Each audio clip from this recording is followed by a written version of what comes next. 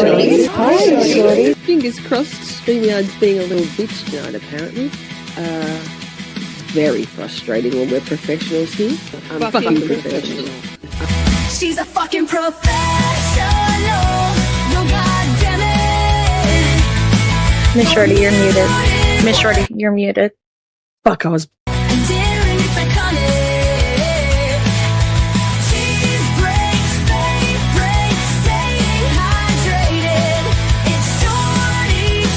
She's a fucking delight. Trial watching, trials and tribulations. It's Camp Shorty calling all nations. What are you drinking?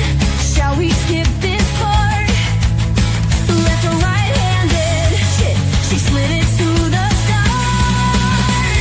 She's a fucking professional. Yo, goddamn it.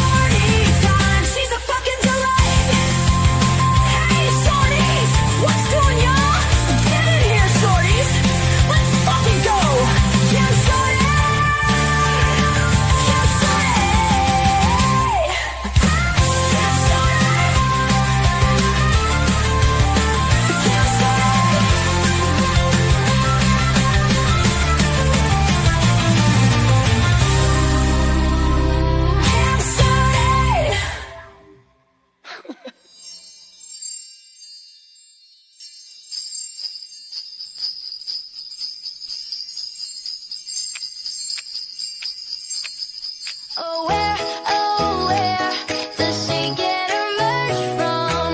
Where can you get some? The Miss Shorty merch shop is here for all. Come get your merch, don't wait, don't stop.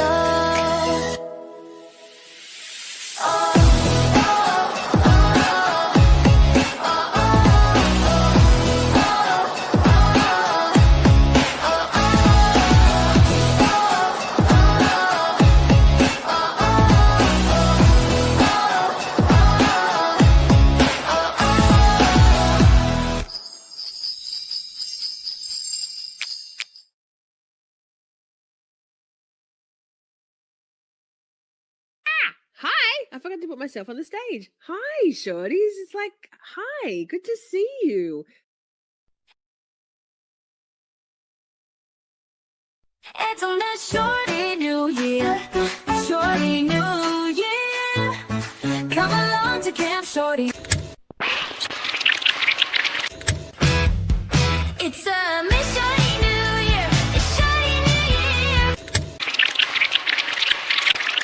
It's a Miss Shorty New Year, a Shorty New Year. Come along to Camp Shorty, we're so glad you're here.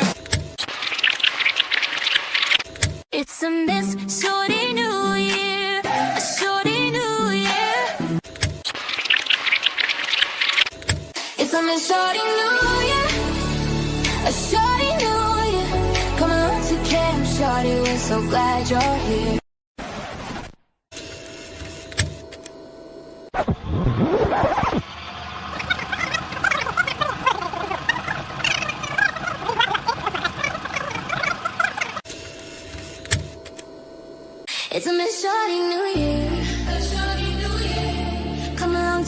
Shorty. We're so glad you're here.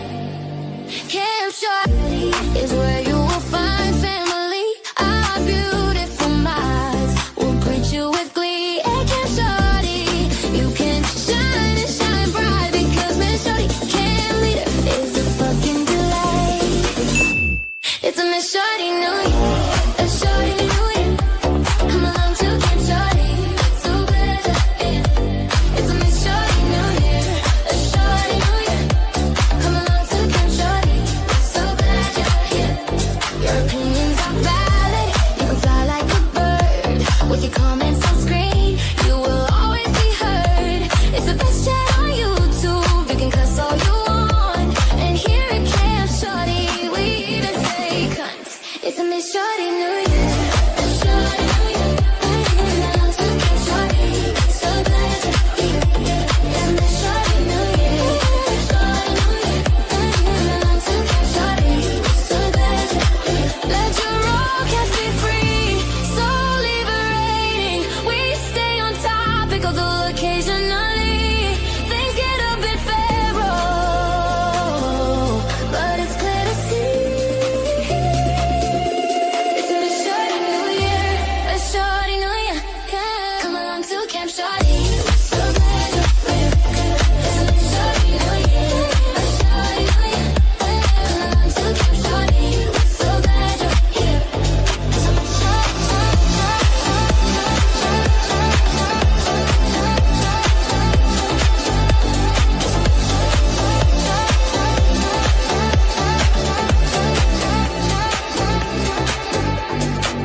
Camp Shorty is where you will find family. Our beautiful minds will greet you with glee. At Camp Shorty, you can shine and shine bright because Miss Shorty, camp leader, is a fucking delight. Hi, shorties. Hi. Good to see you. The dogs are like, more pig's ears? No, guys, you only just finished your pig's ears. I see Ms. Shelley Poke was in the house for a second there. Merry Christmas, Poke. Thank you for stopping by. Hi, I'm putting my glasses on. I see Hope 8 Fears here. I see Nina's here. Just a small little crew. I have a feeling, and that's okay. Maybe we'll gather some folks along the way. Including Spanx. Thanks for subscribing. Glad you're here. Now, what are we doing? What is this? Well, okay, so walk and talk chat. From when Charlie Kirk was assassinated, I knew of him very vaguely. Loves a true crime mystery, right? So very quickly I started going into Twitter Spaces, X Spaces, which I hadn't done before, just as a listener, to try and gauge what people were talking about with regards to Charlie Kirk's assassination. I'm not going to make any comment on my thoughts on Charlie Kirk. That's not the point. May he rest in peace. But very quickly, I got drawn into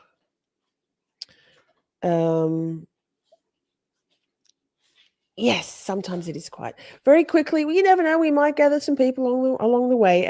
So very quickly, I got drawn into Poppy. Please don't lick me. Hey, nothing changed. The more things change, the more things stay the same. Poppy just likes to lick me. I love you. Don't lick me. Please don't lick me. So it became quite apparent to me that there was more to this than, well, in my opinion, than a simple lone sniper. Again, not going to comment on that. That's not what we're here for. But I'm explaining to you the evolution of what we're doing tonight, what we're watching tonight.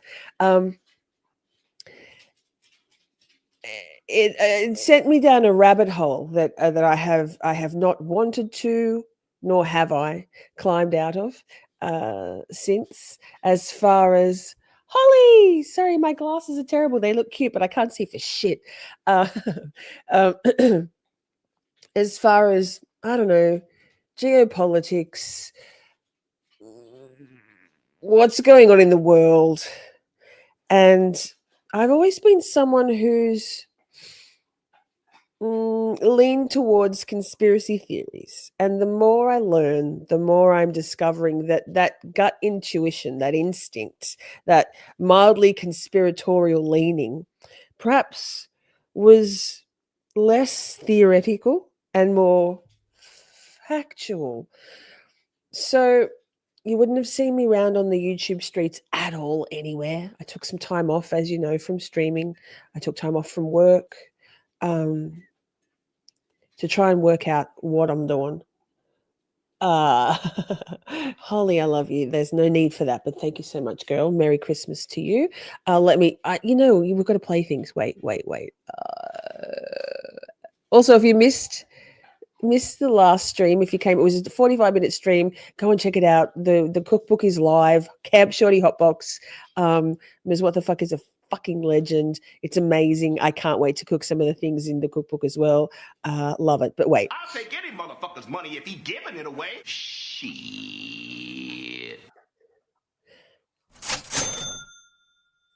I do love my dogs. They love me a little too much with the licking, but that's fine. So and Holly, you're in the draw. I love you.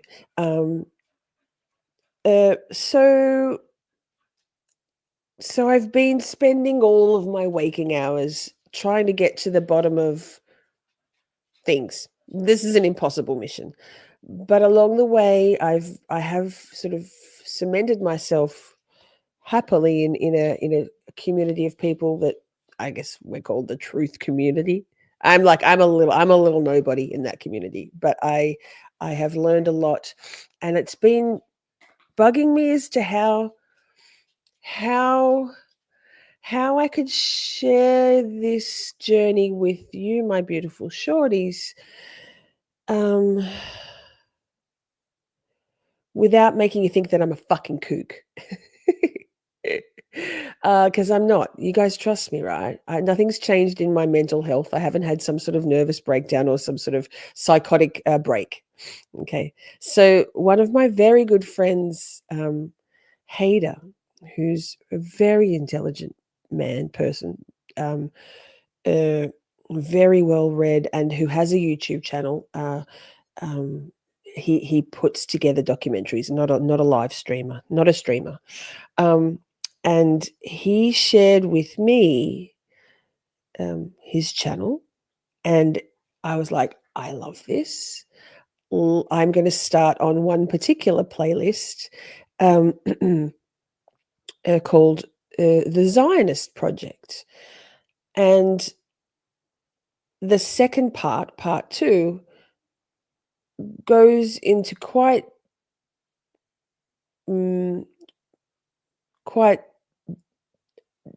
amazing detail as to why and how 9/11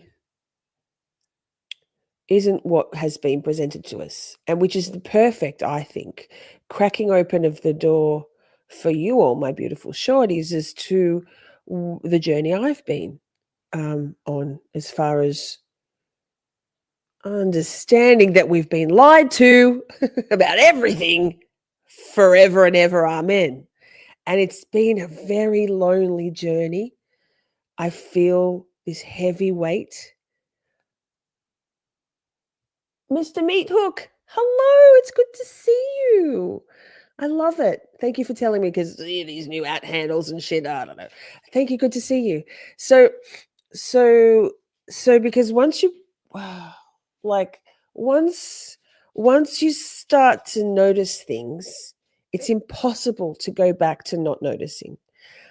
I've long held the belief that that many things that are presented to us, like JFK's assassination, landing on the moon, 9/11, which tragic, were not the narrative we have been, and Charlie Kirk, the narrative that we have been told is not. It's the official narrative, but is it real? Is it true? Why would people lie to us? And please don't mistake me saying a false flag for suggesting that these things didn't happen. They absolutely did happen. I'm not suggesting that Charlie Kirk is alive, or that 9/11 didn't happen, or that JFK wasn't assassinated. But why? And by who? So this,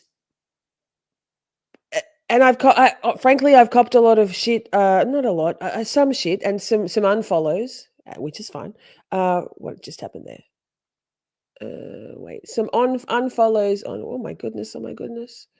Things are just getting smaller on my screen here. Pretend I'm not being weird. Um, some unfollows on Twitter because people say that I've been called Nazi, which is cute, and I'm not. And I've been called an anti-Semite. I'm not, but I do have a huge issue with with things. So without me stumbling over my words, and I have no problem with Jewish people. I do have a lot of issue with Israel and genocide. I think that's probably surely standard. Um, I'm a bit concerned that things have disappeared, that maybe we're not live anymore. But you'll let me know. Let me know if you say nothing. You'll say we're not live anymore. Things have changed on my screen randomly. So anyway, I happened upon. No, I love this series called Zionist Project. The first part is fantastic. I'll link the whole thing. The link to this particular episode, part 2, is in the description box. And if you would like to watch it, I'm not going to interrupt much with this because I think it speaks for itself. This is not crazy propaganda. This is not conspiracy theory.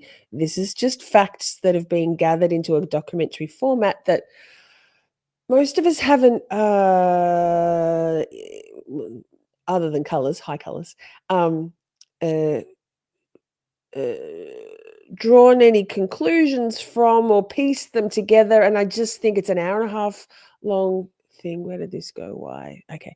Let me just stop talking. No, that's crazy. Let me see if I can get this. Why is it? Sorry, chat. This is random shit happening on my screen. I think I know what I've done. This? Yes, that. Very disconcerting. I'm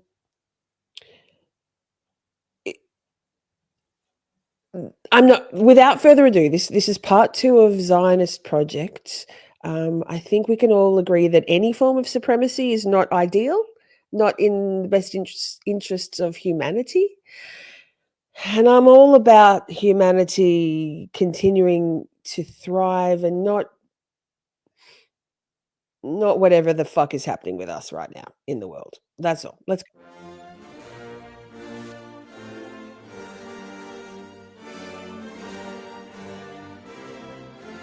I believe in angels. Hi.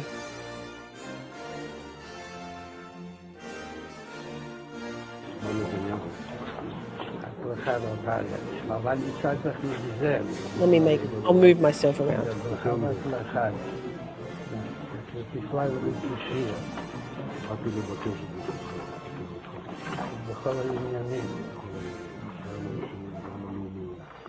מה שישראל לאחרונה נתפסו כמה עניינים.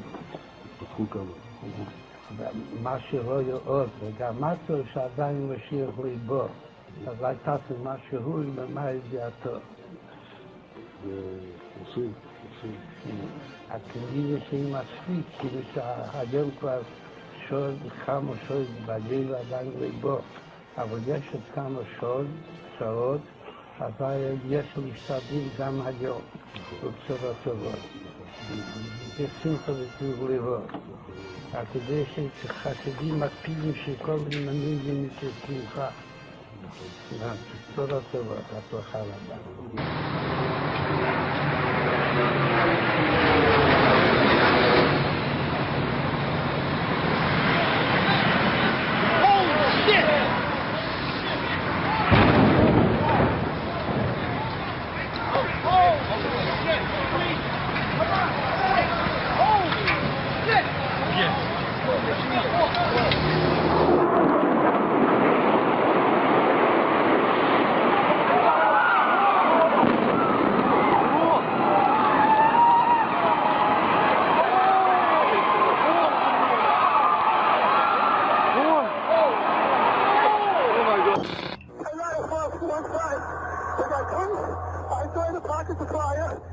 should be able to knock it down with 2 lines. Where you know that? 78th floor, look, we got 10 isolated pockets of fire. We got 10. Isolated pockets of fire.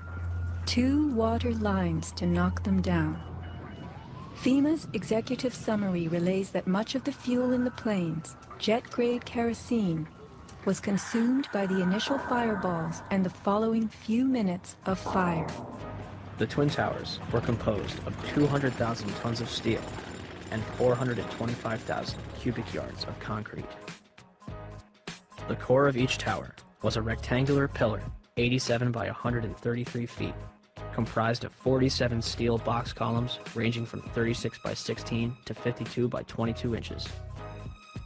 Inside there was the core, a rectangle of 47 columns made of 4-inch thick steel at the base. The cores combined might with ingenuity.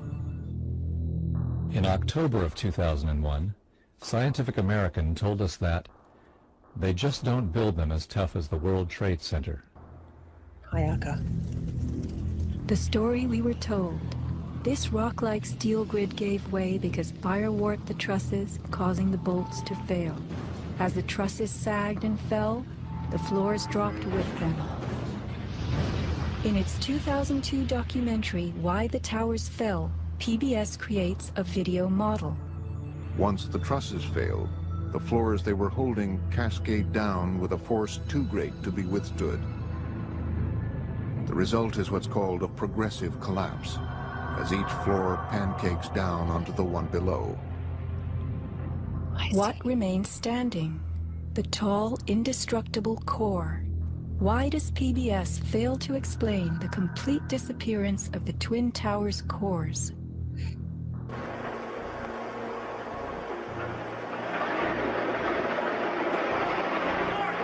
See the firemen assembled here, the police officers, FBI agents. Towers, a huge explosion now. All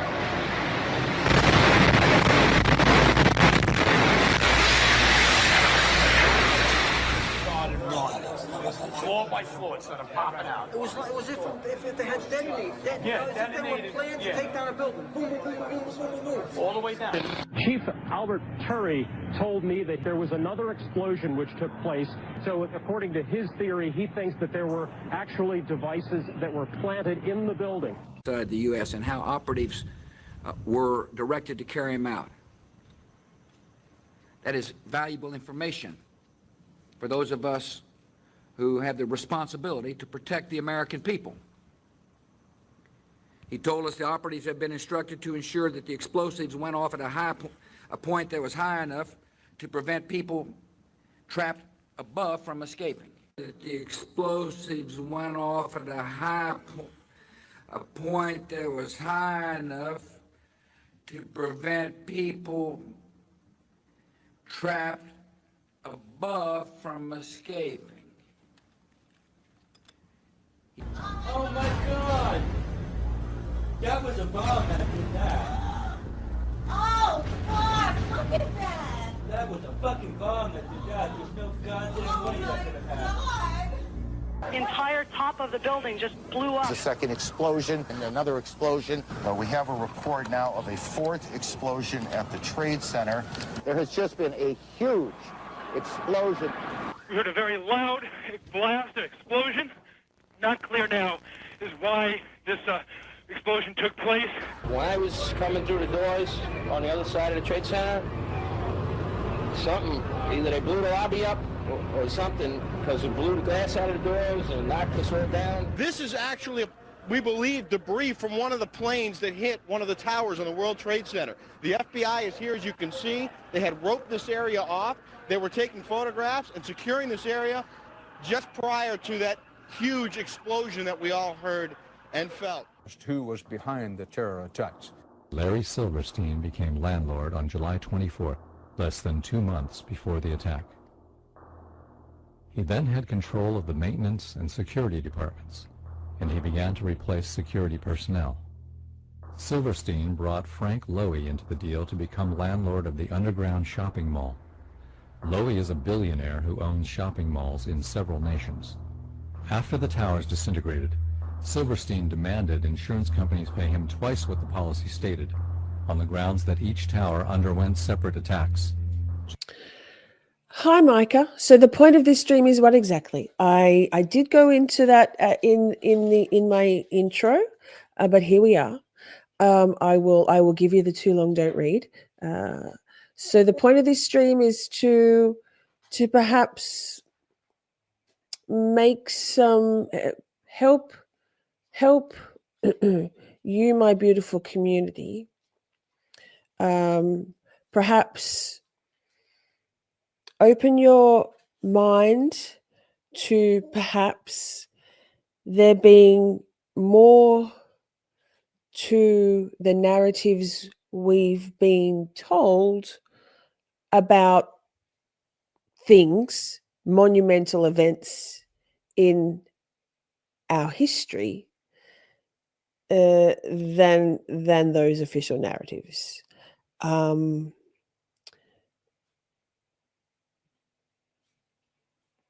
I hope that helps. This is a documentary that basically pieces together little seen, little spoken about, very suppressed testimony, anecdotal, stories from people there on the day that mainstream media, legacy media, at the behest of, one assumes, the big players, was suppressed and scrubbed. So if it's not for you, Micah, that's cool. It's definitely for me. I personally am not interested in continuing to close my eyes about the lies we've been told for forever, and it's a lonely position to be in. I expect a lot of pushback, and that's okay, because if this past year has taught me anything, it's that I am strong, I am smart and wise, and that we can do this together. We've spoken about a lot of things. The whole point of my channel is to debunk, demystify, and destigmatize. That's literally the ethos on which it's based. So I guess it's kind of on brand.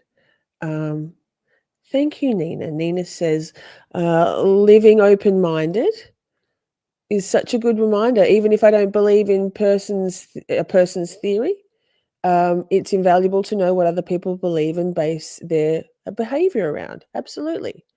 The last few months has been me putting myself in some very uncomfortable situations in terms of using my discernment to research and make up my own mind. And we all have disagreements often about all sorts of things: psychology, true crime, the trials, witnesses, people's guilt or innocence, neurodivergence. Who's neurodivergent? Who's not? What makes a neurodivergent? This is just another facet, right? You're not very bright, are you? I mean, perhaps. That's your take. Anyway, back to it. PBS's Jim Oh, Stewart in Washington. wait.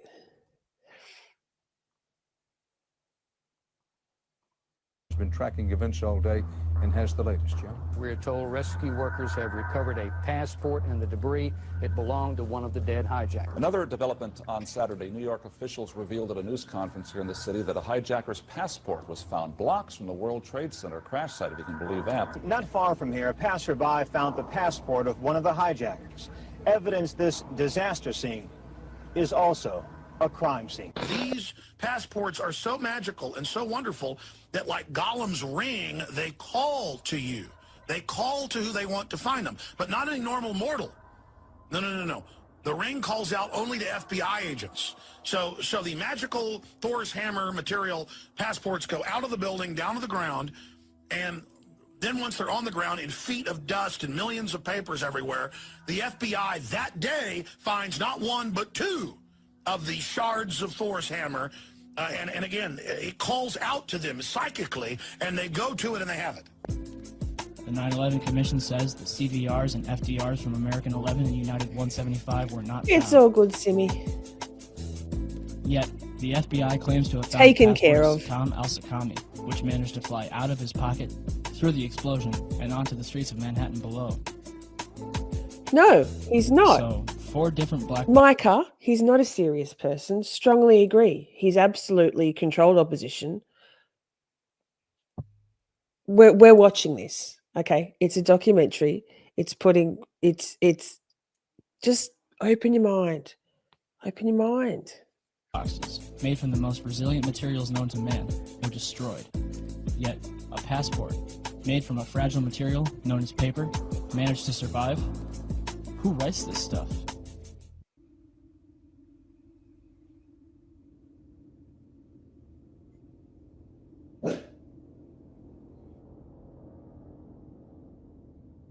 You know, it might have appeared that way, but from my close-up inspection, there's no evidence of a plane having crashed anywhere near the Pentagon. The only site is the actual site of the building that's crashed in, and as I said, the only pieces left that you can see are small enough that you could pick up in your hand.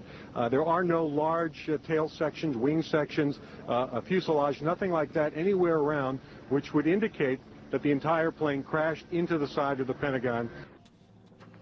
Flight 77 looks small in this computer simulation because the Pentagon is the largest office building in the world. More than 20,000 people work there. The high concentration of people means that crashing an airplane into the Pentagon could kill thousands of people. Yet the terrorists hit the only portion of the building that was almost completely empty because it was being renovated. The section hit was the headquarters of Naval Operations, Naval Intelligence, and the Navy Command Center. Army personnel were also killed. A number of accountants and budget analysts were also present at the time and killed in the attack. The Arlington County After Action Report states that important budget information was in the damaged area. It's interesting that 24 hours prior, Donald Rumsfeld publicly made this announcement. According to some estimates, we cannot track $2.3 trillion in transactions. Back on October 24th, 2000, the Pentagon conducted MASCAL, a mass casualty exercise which simulated the impact of a Boeing 757 into the building. I don't think anybody could have predicted that these people would take an airplane and slam it into the World Trade Center, take another one and slam it into the Pentagon. Nobody in our government, at least, and I don't think the prior government that could envision flying airplanes into buildings. But that turns out not to be true. U.S. military planners did envision and practice those very scenarios. As reported by USA Today, the North American Aerospace Defense Command, NORAD, conducted exercises with fighter jets, simulating hijacked planes flown into the World Trade Center in the 2 years before the attacks. Pentagon planners also envisioned the attack on the Pentagon 5 months before it happened. If the terrorists crashed into any other area of the Pentagon, thousands more may have died. Furthermore, one of the purposes of the renovation was to increase the strength of the windows and walls to make them better able to withstand an attack. To summarize, the pilot did a spectacular 270-degree turn to hit the strongest part of the Pentagon with the fewest number of people in it. Well, the simple fact is, Barry, that they didn't know where to go. The reason that they didn't know where to go was because a number of conflicting and overlapping war game exercises were taking place, one of which, Northern Vigilance, had pulled a significant number of North American fighter aircraft into Canada and Western Alaska and Northern Alaska in a mock Cold War hijack exercise. There was another drill, Vigilant Guardian, which was a hijack exercise, a command post exercise, but it involved the insertion of false radar blips onto radar screens in the Northeast Air Defense Sector. There was another exercise, Vigilant Warrior, which was in fact, according to a NORAD source, a live fly hijack drill being conducted at the same time. With only 8 available fighter aircraft, and they have to be dispatched in pairs, they were dealing with as many as 22 possible hijacks on the day of 9/11, and they couldn't separate the war game exercises from the actual hijacks. NORAD Mission Commander ordered his only 3 other planes on alert in Virginia to scramble and fly north to Baltimore. Minutes later, when he was told that a plane was approaching Washington, he learned that the planes were flying east over the Atlantic Ocean, away from Baltimore and Washington. So that when the 3rd plane struck the Pentagon, NORAD's fighters were 150 miles away, farther than they were before they took off. And we can set up all of the oversight possible at great additional cost to the American taxpayers, and it won't be worth an Enron pension if the people responsible lie to us. If they take the records and doctor them into falsehoods, and if they get away with it. We do not have a clear explanation for why fighters from Andrews Air Force Base were sent out over the sea first and couldn't turn around, because the 9/11 Commission seemed to change all the evidence just arbitrarily right before it issued its final report. So we don't have a clear explanation, but certainly there was, it is all consistent with a motive that said make sure that the fighters don't get to any place in time to stop the 3 critical attacks on the World Trade Center and the Pentagon. Do we want to think about scrambling aircraft? Oh, God, I don't know. That's a decision somebody's going to have to make probably in the next 10 minutes. Let us never tolerate outrageous conspiracy theories concerning the attacks of September the 11th. Malicious lies that attempt to shift the blame away from the terrorists themselves, away from the guilty. According to some estimates, we cannot track $2.3 trillion in transactions. On the morning of September 11th, 2001, 19 men armed with box cutters, directed by a man on dialysis in a cave fortress halfway around the world using a satellite phone and a laptop, directed the most sophisticated penetration of the most heavily defended airspace in the world, overpowering the passengers and the military combat-trained pilots on 4 commercial aircraft before flying those planes wildly off course for over an hour without being molested by a single fighter interceptor. These 19 hijackers, devout religious fundamentalists who like to drink alcohol, snort cocaine, and live with pink-haired strippers, managed to knock down 3 buildings with 2 planes in New York, while in Washington, a pilot who couldn't handle a single-engine Cessna was able to fly a 757 in an 8,000-foot descending 270-degree corkscrew turn to come exactly level with the ground, hitting the Pentagon in the budget analyst office where DoD staffers were working on the mystery of the $2.3 trillion that Defense Secretary Donald Rumsfeld had announced missing from the Pentagon's coffers in a press conference the day before, on September 10th, 2001. Luckily, the news anchors knew who did it within minutes. Osama bin Laden. The pundits knew within hours. Osama bin Laden. The administration knew within the day. Terrorists who committed these acts and those who harbor them. And the evidence literally fell into the FBI's lap. That a hijacker's passport was found blocks from the World Trade Center crash site, if you can believe that. But for some reason, a bunch of crazy conspiracy theorists demanded an investigation into the greatest attack on American soil in history. That investigation was delayed, underfunded, set up to fail, a conflict of interest, and a cover-up from start to finish. It was based on testimony extracted through torture, the records of which were destroyed.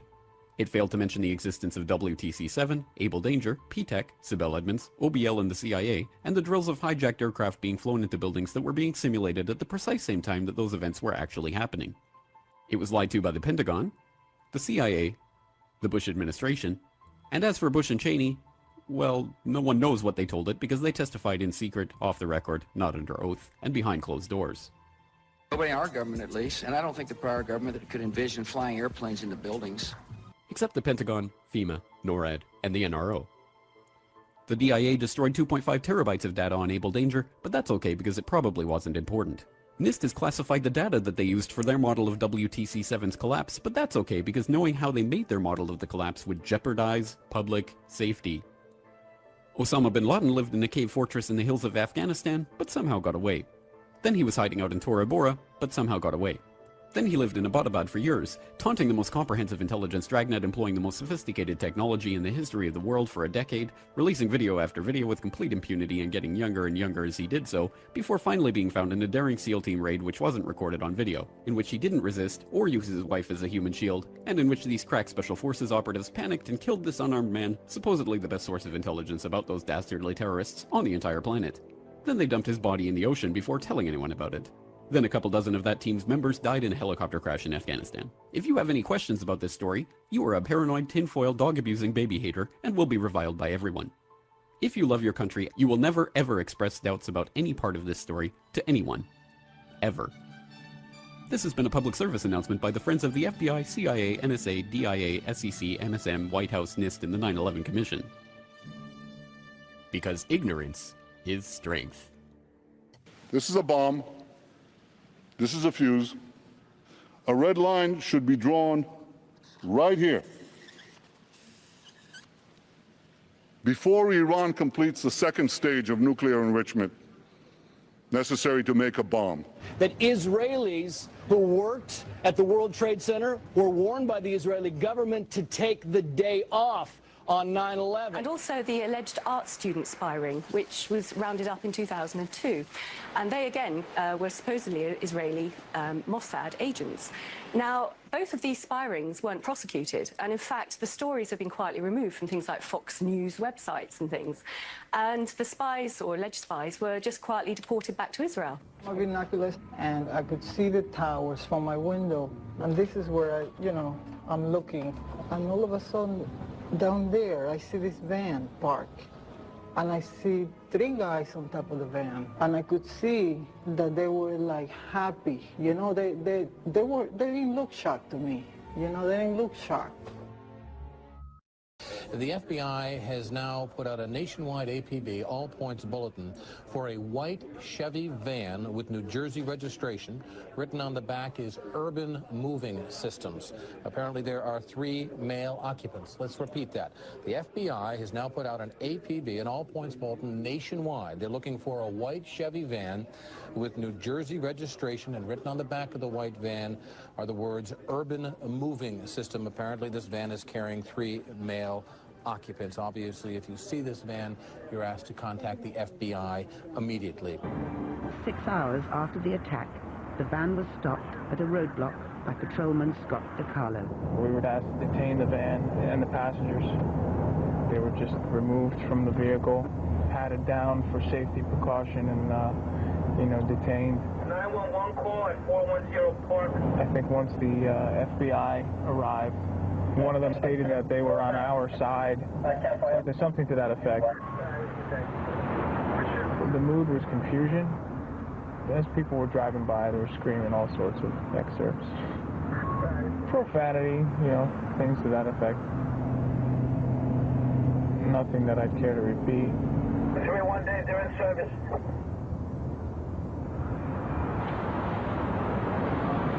Over 2 months of interrogation began. The FBI discovered the men weren't from Al-Qaeda. They were Israelis. A passerby took these photos of the police searching the van. 5 men were inside it. Some had dual nationalities and were carrying more than 1 passport. Others had flight tickets to leave the US within days. Fearing robbery, one had over $4,000 hidden in a sock. They told interrogators they were working for Urban Moving, a shipping and storage firm run by an Israeli businessman who often employed Israeli students without work permits. The men say there was an innocent explanation for what was found in the van and their behavior on 9/11. They were, they say, simply on a working holiday. Their boss at Urban Moving, Dominic Suter, was questioned by the FBI, but then disappeared back to Israel. It left lots of unanswered questions and fueled suspicion about the 5 men. Yuval Aviv is a counter-terrorism advisor to the US Congress, but was once a spy for Israel's secret service Mossad. He says Urban Moving was a front company for Israeli intelligence, and that some of its workers were spying illegally in the US. Israel has engaged in intelligence gathering in friendly countries. Some of it is done with permission, and some of it probably has been done without permission in areas that is vital to Israeli interest. Inspector Marino. Inspector Marino, go ahead. Thank you. Five the message about the team. Sergeant Middle, 7-5. About the plane. 10-5, the message about the plane. 9414, hold up. 5 the message about the remote control plane. Station service on the air. Central, clear the air for the message about the plane. At this time, all citywide task force units are to respond to Trinity and Liberty. All citywide task force units are to respond to Liberty and Trinity Place. 10-5, the message of the plane. Be advised, I'm not film, Central. This is for all citywide task force units. Trinity Place and Liberty will be your mobilization point at this time. Trinity Place and Liberty. For CO Central, who is the authority of? Just find a message about the plane. Central, we need the bomb squad and ESU over King and...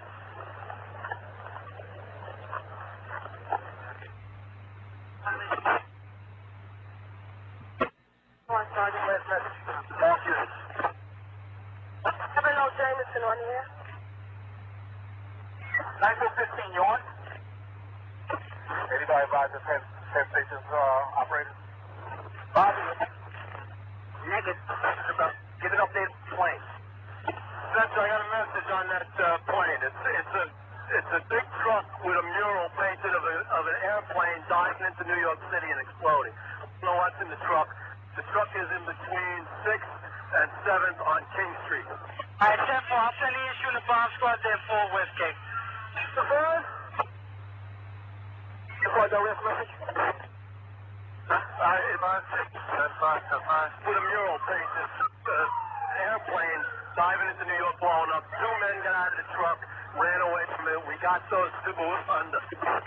That's good. Are you holding those 2 guys, Kay? Them under. Let's get the units over here. Listen to that. Fucking beat the shit out of them. All right, get in. All right, listen, you need any further on those 2 guys over there? You all right over there, Kay? We have both suspects under, Kay. We have the suspect who drove in the van exploded. We have both of them under, Kay. Let's get some help over here. Now, I'm sending you ESU there. I just want to make sure you and your guys are all right over there, Kay. That's all. What's the location, right, Kay? And word late tonight that 2 suspects are in FBI custody after a truckload of explosives was discovered around the George Washington Bridge. That bridge links New York to New Jersey over the Hudson River.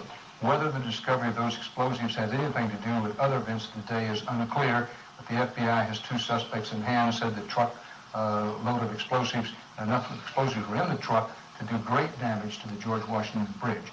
But they arrested the 2 suspects and they're questioning them as we speak. And our apologies to our viewers about 5 minutes ago, but we do have an established connection now with CNN's Deborah Fabry. The reports we're getting now, 2 or 3 men arrested on the New Jersey Parkway. Deborah, can you hear me now? Yes, I can.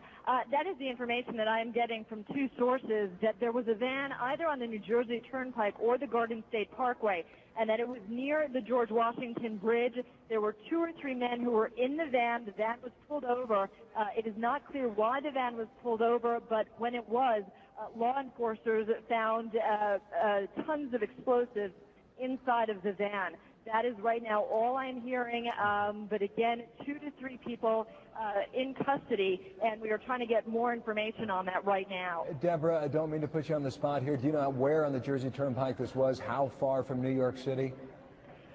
We do not know that. We are looking into that. There is one report that it was on the New Jersey Turnpike. There is another report that it was very close to the bridge, if not on the bridge. So again, these details are all emerging, and we're trying to piece them together. But that's what we've got so far. 2 to 3 people in custody right now, found with a van filled with explosives. Earlier, we had heard that an FBI spokesperson said that there was a report on the George Washington Bridge, which is another facility which you folks are responsible for policing, a report that there had been a van stopped there that had explosives. Asked this week about another sprawling investigation and the detention of 60 Israelis since September 11th, the Bush administration treated the questions like hot potatoes. I'll just refer you to the Department of Justice with it. I'm not familiar with the report. I'm aware that some Israeli citizens have been detained. With respect to why they are being detained and the other aspects of your question, whether it's because they're in intelligence services or what they were doing, I will defer to the Department of Justice and the FBI to answer that.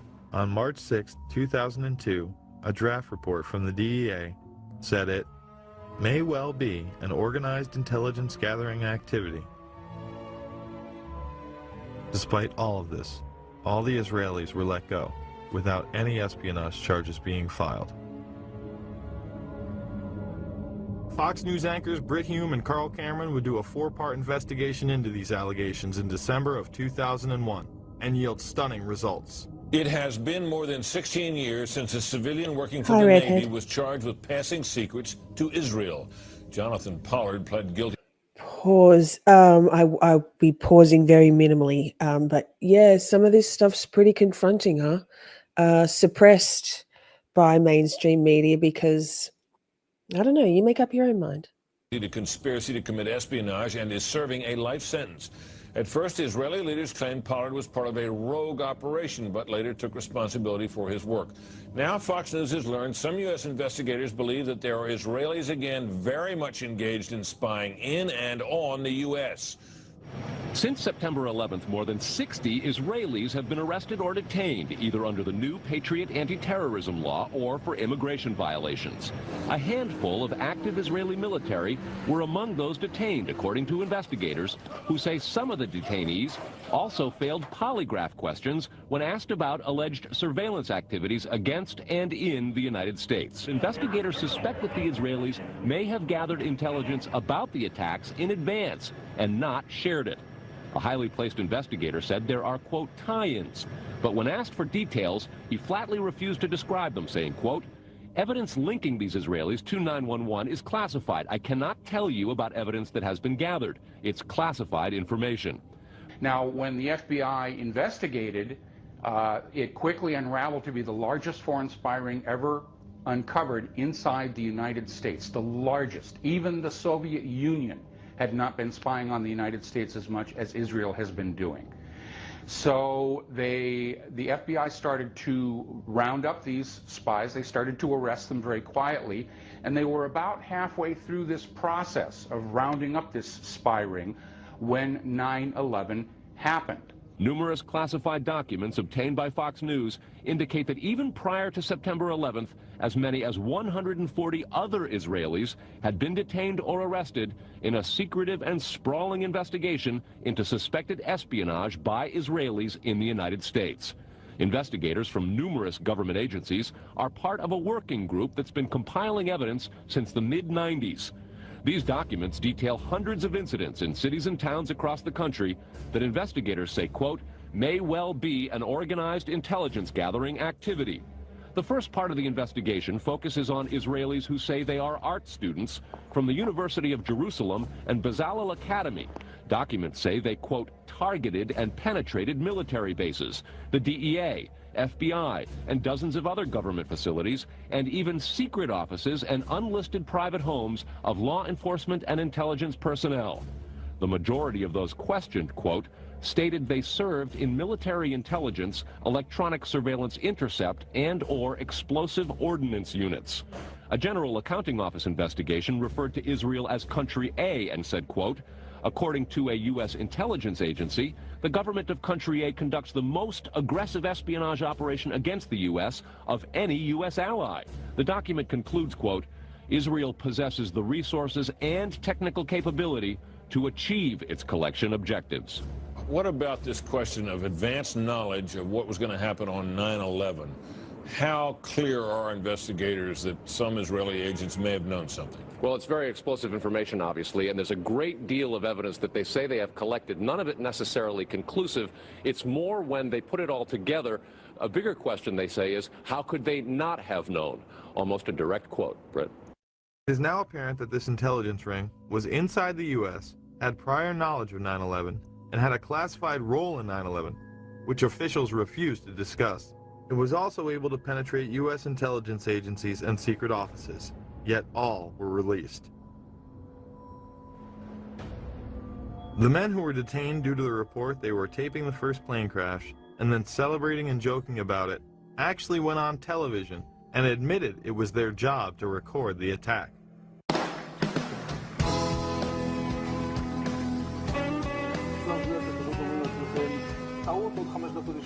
And at that point, we were taken for another round of questioning, this time related to our allegedly being members of Mossad. The fact of the matter is, we are coming from a country that experiences terror daily. Our purpose was to document the event.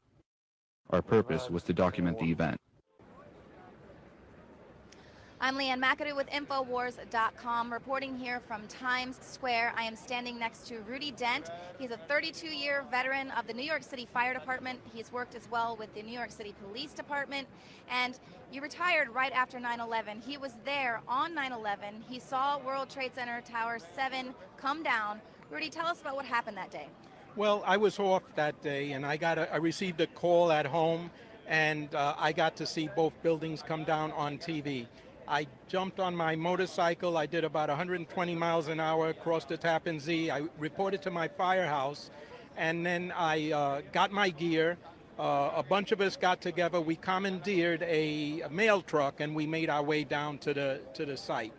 At that time, Building 7 was still up. I saw Building 7 come down. My fellow firefighters who were there, they did that involuntary jerk when a loud explosion goes off. You know, you can't help it. I'm sorry, but this bears telling you about. I'll continue in a moment. So I don't know if you know who owns YouTube. Spoiler alert, blue and yellow and white flag. So I'm guessing they're not loving this live stream. I mean, YouTube has been a little drunk lately, right? So I typed in the chat so I didn't have to pause the video because nobody needs me talking over this, to say a true hero, ... Yeah, who owns Google? Trust me. YouTube rejected my comment. This usually means they think it's spam. Try changing it a bit. So I typed in a true hero with none of the ... Same error message. YouTube rejected your comment. This usually means they think it's spam. Try changing it a bit. Weird, huh? Anyway. And they did. I'm a Vietnam veteran too, so I kind of didn't jump like they did. But there was an explosion. The building did come down in complete classical controlled demolition. It came down on its own footprint.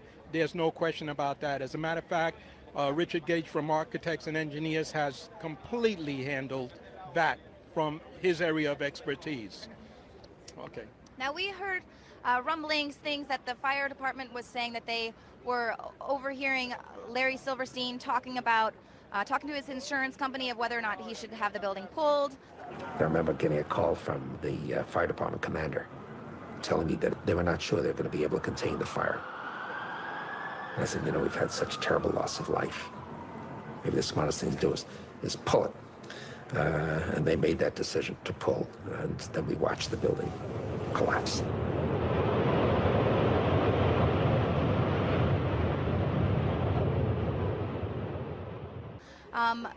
In your professional opinion, was the building pulled?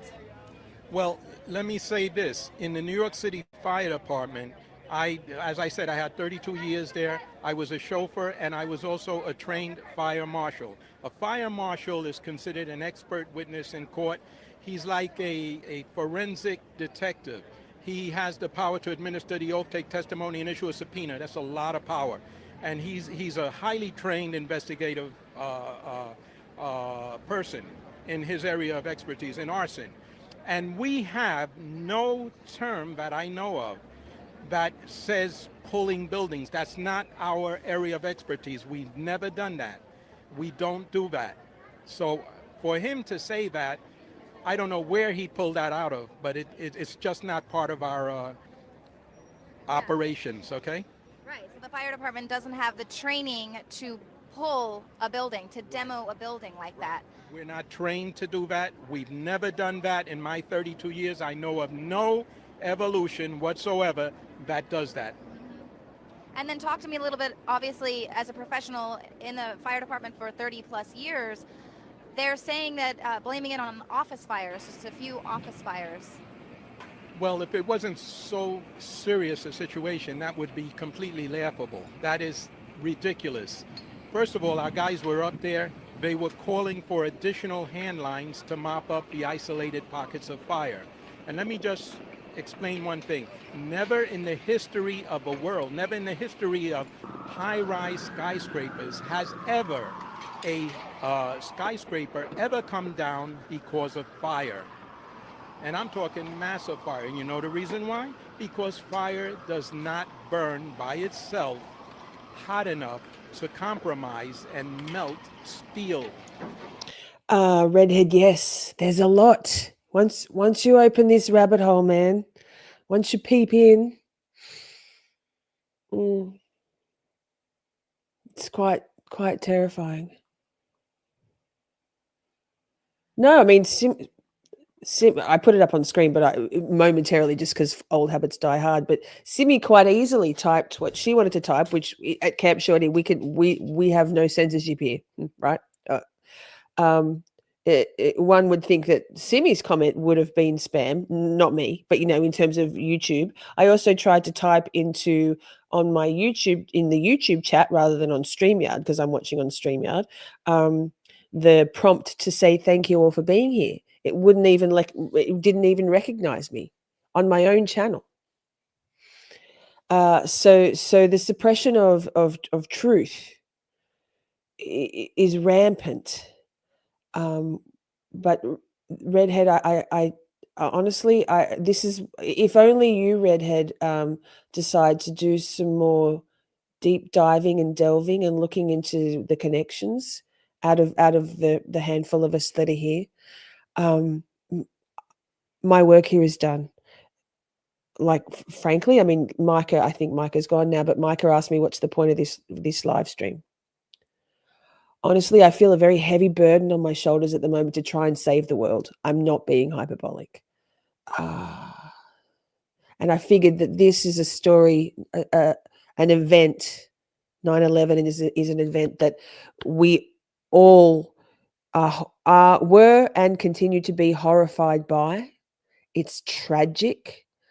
I am not in any way saying that the thousands, 4,000 plus, I'm sure some of you know the exact number, I don't, but thousands of people, first responders, innocent civilians, people are still dying from the things in their lungs, from the toxic fumes and the dust, right? I'm not saying that didn't happen. I would never. It's just that why it happened and who orchestrated 9/11, there are some big questions, and it's very relevant to what's happening in our world at the moment. It's the same players, man. So if YouTube wants to suppress my comments, and if I want to get, already I've had, we've already had one troll people are going to tell me I'm crazy. So I'm not saying anything. This is going to have minimal commentary from me, because this documentary isn't my opinion. It's just a piecing together of what you're watching. So, yeah. What we had in the World Trade Center, and I saw myself, was molten lava-like pockets of molten steel. All right, I spent the night on the pile searching for bodies, and I saw that with my own eyes. So who are you going to believe? Are you going to believe a bunch of government bureaucrats or my fellow brothers, which I lost 343 guys that day? And I lost Tommy O'Hagan, Bruce Van Hines, and Kenny Kumpel. And I can never forget that. I think of that before I go to bed. I think about it the first thing in the morning when I wake up. And it's in honor of them and their family that I will continue to do everything I can to make the rest of the world wake up to the fact that this was a false flag operation. What did you think about them taking all of the debris away so quickly? That was a crime in and of itself, because the classical thing that any investigator is taught is protect the crime scene. And NIST and the 9/11 Commission lied to the public. I mean, you cannot be Yes, that colors stupid. I can. You cannot be that stupid. In law, as a former police officer, every crime or offense has a degree of mental culpability. Either you knowingly, intentionally, recklessly, or negligently committed the act. And the mere fact that there were obviously the definition of a conspiracy is when two or more people acting in concert knowingly commit an offense or a crime, all right? A misdemeanor or a felony, an offense. That is the definition of a conspiracy. Was this a conspiracy? Absolutely. Yes, it was. And those people need to go to jail for treason. After 9/11, Mr. Silverstein fought his insurers in court to obtain double his policy limits for the destruction of his property, maintaining that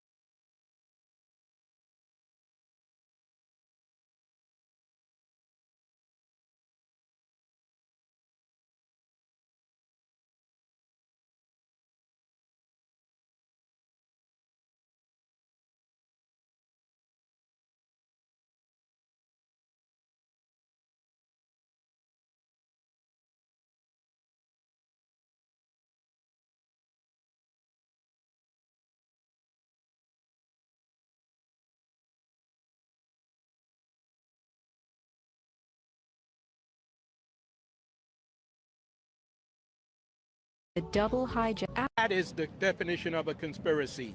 Was this a conspiracy? Absolutely. Yes, it Fuck. was. And those Pause. need to Thanks, Simi. I said. Thank you, Simi. I was muted. Hi, welcome. So Larry Silverstein, and I'll let it play. So this is handy that I'm saying this now. Is it Larry Silverstein? The very new owner of the of the World Trade Center, the whole complex. I think it was about 6 weeks he had owned it. Managed to get two insurance payouts because he argued successfully that 2 planes hit the Twin Towers, which they did, and so allegedly, no, I believe they did. I'm not sure if anyway. I won't go down that rabbit hole. You can do your own research. He argued that constituted 2 terrorist attacks, so double the payout. And the building was riddled with the buildings were built using asbestos. They were built to be the strongest. Okay, so they were built to be the strongest, and they were the tallest skyscrapers for a long in the world for a period of time. After I think it was the Empire State Building, after a small plane had hit the Empire State Building. I can't remember my dates. Sometime before the World Trade Center was built, the Twin Towers were built. They made sure that this building would withstand the strike of an airplane in its engineering, right? But the cost of removing and replacing the asbestos was, I believe, estimated to be going to cost in the hundreds of millions. I could be wrong on the figure. A sizable amount of money. So follow the money. I'll let it play. I'll stop interrupting. But there's many things in this documentary that aren't. I've done a lot of research on this, on many things before even my awakening, because I have questions. I've always had questions. Go to jail for treason. After 9/11, Mr. Silverstein fought his insurers in court to obtain double his policy limits for the destruction of his property, maintaining that the double hijacking constituted 2 disasters caused by terrorists, not just one. He won and was awarded over $7 billion, a magnificent return on his original $15 million investment. My first reaction is to think about the families of those people, the tragedy, the magnitude of it. However, I firmly believe that we should rebuild. Where were you on September 11th? You know, I was home. And the only reason I wasn't where I was. Yes, Nina. Sorry, Larry, sir. Yes, same. But the cost of replacing in this particular building, I think, I mean, was exorbitant. Asbestos was a worldwide used product, which incidentally, I wonder what the statistics are of survivors of 9/11 in the immediate area succumbing to asbestosis with all that dust, because asbestos is safe if it's wet, costly to remove and to take out of those, you know, giant towers. Anyway, I'll stop interrupting. Every morning, subsequent to the 26th day of July, my mornings were spent usually at a breakfast meeting at Windows, an 8 o'clock breakfast meeting, Windows, the top of it, and then going down to visit with my tenants, my new tenants, at the trade center, getting to know them, understanding their problems and so forth, ascertaining how we could service their needs better, which is one of the first things you do when you acquire a property. You begin to meet your tenants and start talking with them. And so my mornings were spent at the trade center, and then by noon I was back uptown. And so that particular morning, because I have light-colored hair and fair skin, and I'm an annuity to the dermatologist, my wife, God bless her, had made an appointment for me at the doctor. And I remember dressing to go to the doctor. I'm finally saying to my wife, I said, sweetheart, I've got so much to do downtown. I got to cancel this. I've got to go downtown. And she said, you're not going to cancel this appointment. You're going to the dermatologist. You know, having been married now to the same woman for 46 years, you get this sense of determination on occasion, their voices. And I said, okay, yes, dear, I'll go. And then just minutes later, received a telephone call to turn on a television set and witnessed this horrendous circumstance. The first plane hitting and then the second plane hitting. Interesting, huh? Second hit. It became obvious that this was terrorism. I said, you know, we've had such terrible loss of life. Maybe the smartest thing to do is pull it. And they made that decision to pull, and then we watched the building collapse. Gypsy, that was the owner of the World Trade Center complex.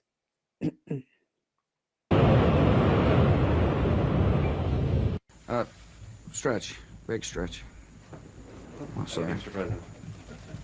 I know you said there'll be a time for politics, but you've also said you wanted to change the tone of Washington. Howard Dean recently seemed to muse aloud whether you had advanced knowledge of 9/11. Do you agree or disagree with the RNC that this kind of rhetoric borders on political hate speech?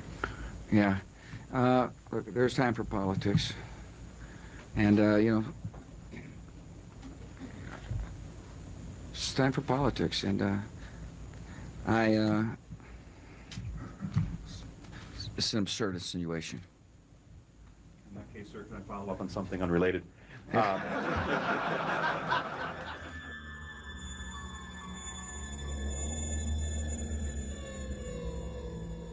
Now, this video clip that we've just examined came again from the Naudet brothers documentary that was being filmed in the streets of New York City on the morning of September 11th. This documentary about the New York City firefighters was going to be assembled at a later date, and it was not televised. In fact, there was no live coverage at all of Flight 11 as it hit the North Tower. After all, it was a surprise attack. So if there was no live television coverage of the first plane hitting the first tower, how do we explain the following comment from George Walker Bush? Muted. Yes, as I said, I firmly believe the eyewitness testimony that the planes hit the tower. I don't think that's in dispute. There's some talk about, I don't know, don't shoot the messenger. There's some talk about remote control. If you joined in late, the link to this particular video is in the description box of this live stream. There's some gaping holes in the story of the box cutters and the overthrowing of the pilots, but I don't dispute that the planes hit the towers. But if you want to go and watch this without my commentary, without my pausing, I'll drop the link now in the chat as well, but it is in the description box. So for this episode. What was the first thing that went through your head when you heard that a plane crashed into the first? Well, I was sitting in a schoolhouse in Florida. I'd gone down to tell my little brother what to do, and you can go ahead and sit down. Just kidding, Jeb.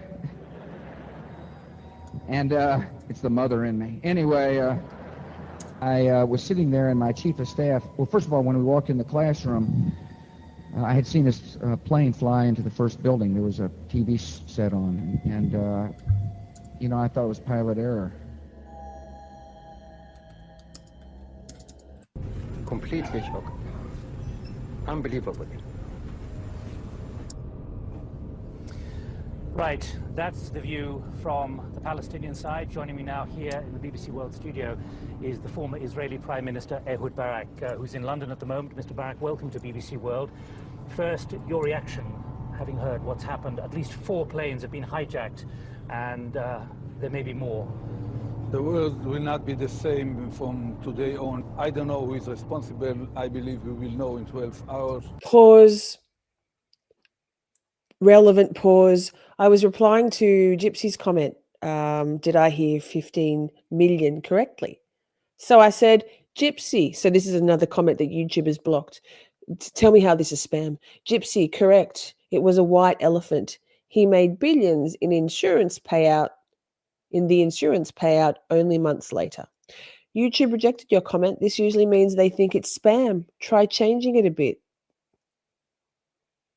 I'm just going to leave that there. Bin Laden sits in Afghanistan. There is a source of who else terror. can you identify, though? Because we're not saying he's responsible for this necessarily. No, we don't say that he's responsible. Every simple step, crossing borders or going on a plane or on a ship, will become more complicated. It's a time to launch a operational, concrete war against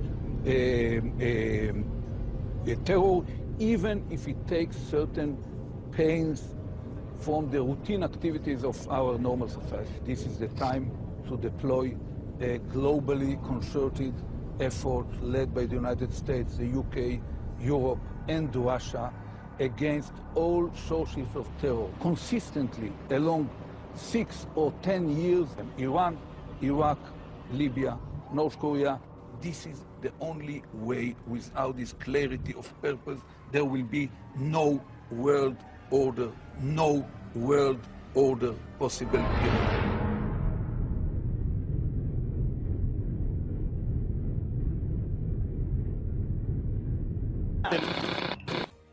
In the months leading up to the event, American negotiators had warned Afghanistan's Taliban that they were interested in securing right-of-way for proposed pipeline projects, and the U.S. would achieve this with either a carpet of gold or a carpet of bombs.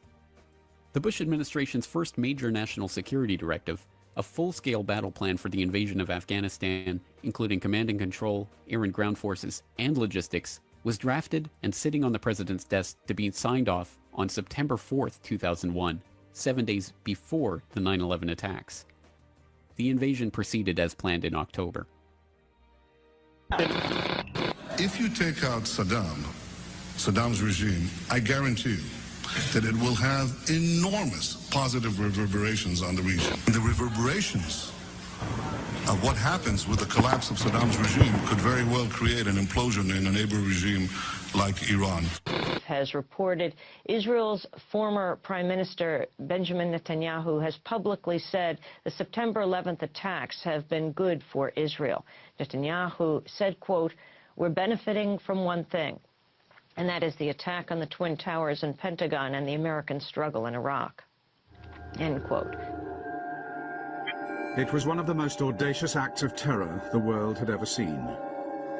They used 350 kilos of gelignite and TNT, and they planted the bomb in broad daylight in a building full of people. The bomb killed 91 people and 45 others were injured. But little did the bombers of Jerusalem's King David Hotel back in 1946 know that they were one day to be hailed as the founding fathers of a new age of terror. For their success inspired waves of imitators around the world. We didn't mind being called terrorists then, because we actually used force, such force, a brutal force, in order to get rid of them.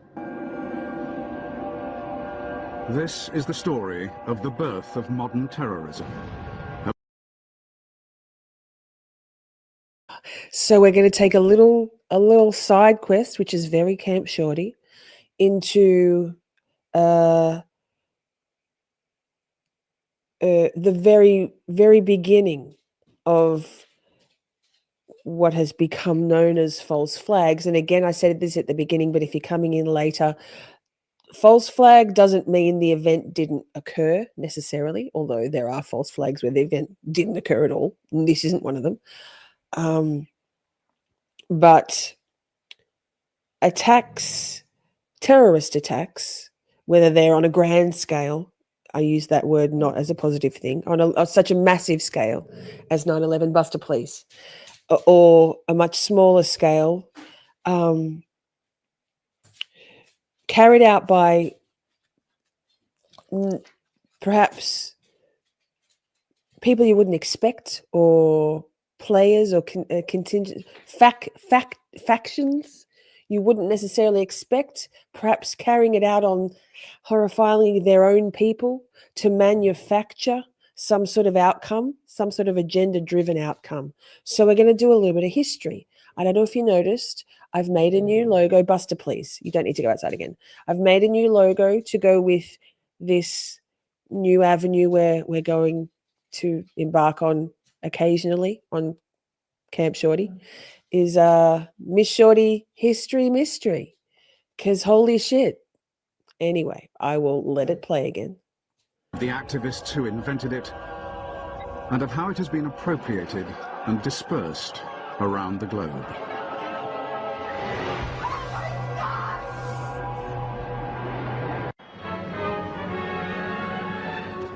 After a bomb explosion caused by terrorists on the British headquarters at Jerusalem, one entire corner of the King David Hotel, a building of 7 stories, was razed to the ground. The stone floors were cut clean. In scenes eerily reminiscent of New York 55 years later, the Jerusalem bomb was the beginning of terrorism as a media event, designed to capture the world's attention. The latest casualty list included 65 killed, 47 injured. The perpetrators, Zionist Jews, members of Menachem Begin's Irgun terrorist network. Begin, who would one day become Prime Minister of Israel, described this tactic as turning Palestine into a glass house, where the entire world was looking in. I think it was one of these acts of violence that, ahead of its time, I mean, in an era before CNN, before instantaneous news, was choreographed precisely to attract international attention. We were a minority, but we were a minority with a clear ideology that we must have a Jewish state. The bombing of the King David Hotel was perhaps one of the most significant terrorist incidents of the 20th century. For many decades, it actually held the infamous record of having killed the largest number of people. In a fight for liberty, you have always those who are more, call them extreme, or more adamant or call them staunch, and they wanted immediately, not to wait for the Messiah. The British military and administrative headquarters was here, in the south wing of the King David Hotel in Jerusalem. The luxury hotel itself still functioned with guests, restaurants, bars, and Sudanese waiters. If we succeed, it's very important the whole world will see that we can fight even the British. Begin and Ellis decided on a daring plan. They would strike at the very heart of British rule, the King David Hotel itself. If they succeeded here, the whole world would take notice. The terrorist bomb was hidden in 7 milk churns and delivered in a hijacked pickup truck to the hotel's basement kitchen. We jumped out and everyone took up their positions. I took the churn and started to run. I was thinking, how do I get to the place where I have to put the churn down? That's how I started. Anyway, there were lots of people around in the corridor, and we tried to move them out of the way. Here, there, to the side. But there were some who resisted, but we threatened them with our weapons. I wasn't dressed as a civilian or a soldier. I was dressed like an Arab, with a jalaba and a keffiyeh, with that ring on your head. You know, like, oh, what's he called? The leader of the Arabs. You know, Arafat. There were 7 churns, weighing 350 kilos in all. I ran until I reached the place where I had to put it down, with the churn on my shoulder. I carried on, until I got to the place where the British people were. I saw a pillar that used to be here, and I put the churn down and ran away immediately.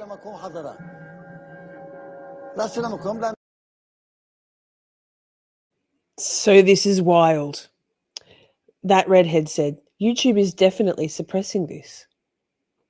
So I commented back, I'm going to take a photo of this because my truth friends will be very interested. So I typed back, so please share it out to anyone you think might be interested. Not for me, for humanity. And YouTube rejected your comment. This usually means they think it's spam. Try changing it a bit. Are we seeing a pattern here now, shorties? I waited in my position until all the churns were together, and then the time would come for the explosion. All the churns together were like one whole man, a complete bomb. The bomb went off at 12:37 and was devastating. But of the 91 dead, only 28 were British. 17 Jews died alongside 41 Arabs. Of all these, 54 were innocent civilians, unconnected to the British authorities. They already are, Arca. They already are. The civilized world has received a rude shock at the hands of fanatics whose wanton act is contrary to the dictates of all creeds alike and imperils the best interests of the cause that it strives to promote. Imagine wanting to save humanity. Am I muted? No, I'm not. Imagine. I'm not even going to monetize this. I haven't monetized anything since I came back from my break because it's not. I'm not here for the 0.06 cents per ad per view. It makes you wonder, doesn't it, how far YouTube and who owns YouTube? Google, yes. Who owns Google? Yes. Who owns all of mainstream media? Who owns TikTok now in America? Who owns Twitter, X? They say Elon isn't Jewish. Very interesting. The Irgun denied that they aimed at civilian targets, but one man at least had a different opinion. In 1948, the British Chief Secretary in Palestine, Sir Henry Gurney, wrote in his diary of how one Irgun attack was indiscriminately aimed at civilian targets and was designed to create panic among the population. 3 years later, Gurney himself was to be assassinated. By 1948, the British and the world community had lost their appetite for the fight against the Jewish terrorists, and the British abandoned Palestine.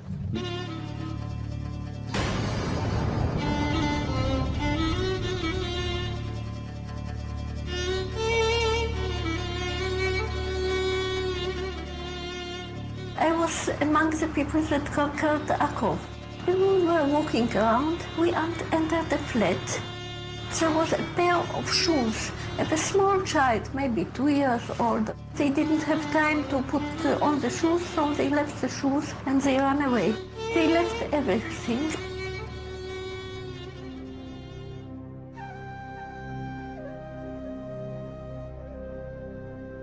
We found out that there was a systematic expulsion of Palestinians, and there was, as I said, there was an ethnic cleansing operation taking place.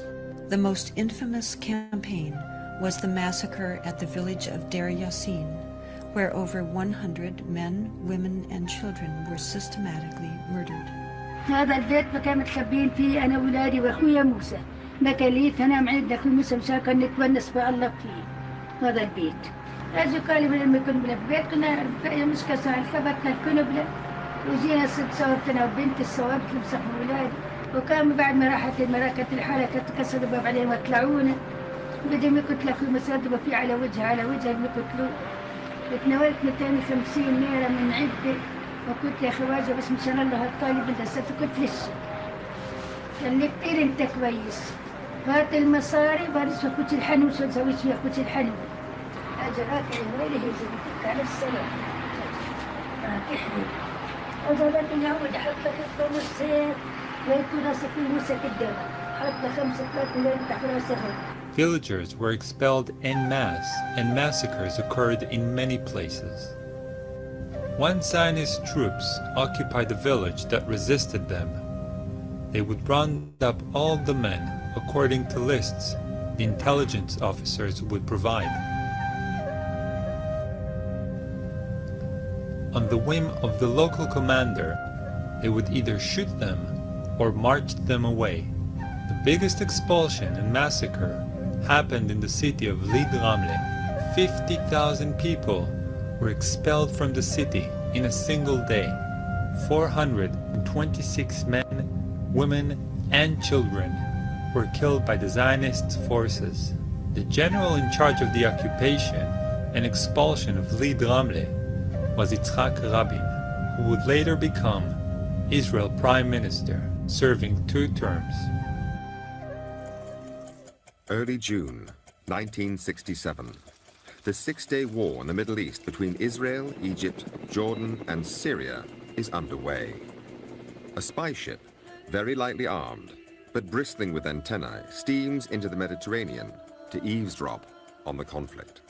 It is patrolling in international waters off the Egyptian coast. At 2 in the afternoon, on June the 8th, with the... So this is relevant. You might have heard talk about USS Liberty recently. I think Ben Shapiro says, pish posh. This is the truth about US Liberty. There are whole documentaries on this. I follow. Anyway, carry on. War reaching its climax, Israeli jets and motor torpedo boats launch an unprovoked attack on the ship. They drop napalm and strafe its decks with rockets, cannon fire, and armor-piercing rounds before trying to sink it with torpedoes.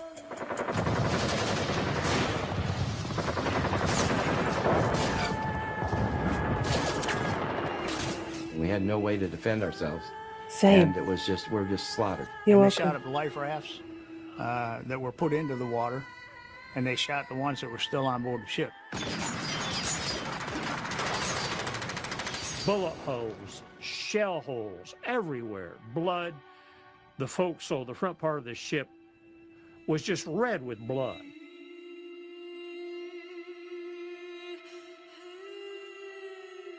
Throughout the attack, the ship flies the Stars and Stripes, the flag of Israel's closest ally, the United States of America. Its name, the USS Liberty, is freshly painted on its stern, and the bow carries the distinctive numbers of an American naval vessel. Out of a crew of just under 300, there were 34 killed and 172 injured in varying degrees to life-threatening, life-debilitating injuries. So that was more than 2/3 of the crew. By the time the Liberty arrived off the coast of Egypt on the 8th of June, the war had just 2 days left to run. Israel had seized the old city of Jerusalem, the West Bank, and the Gaza Strip. Jordanian forces were beaten, and Egypt was conceding defeat.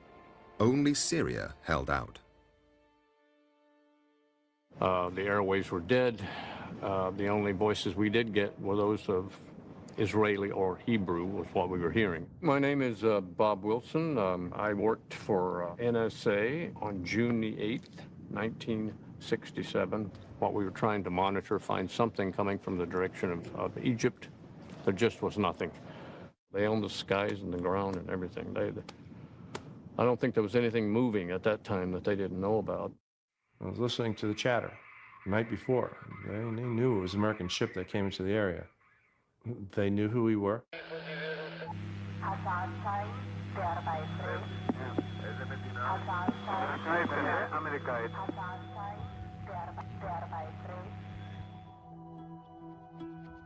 For the first time, this and other evidence allows us to reveal the true story of what happened that day and what came after. When a deadly assault by one ally on another was covered up, and an American president was manipulated by the secret agents of a foreign power, events that have shaped U.S.-Israeli relations ever since.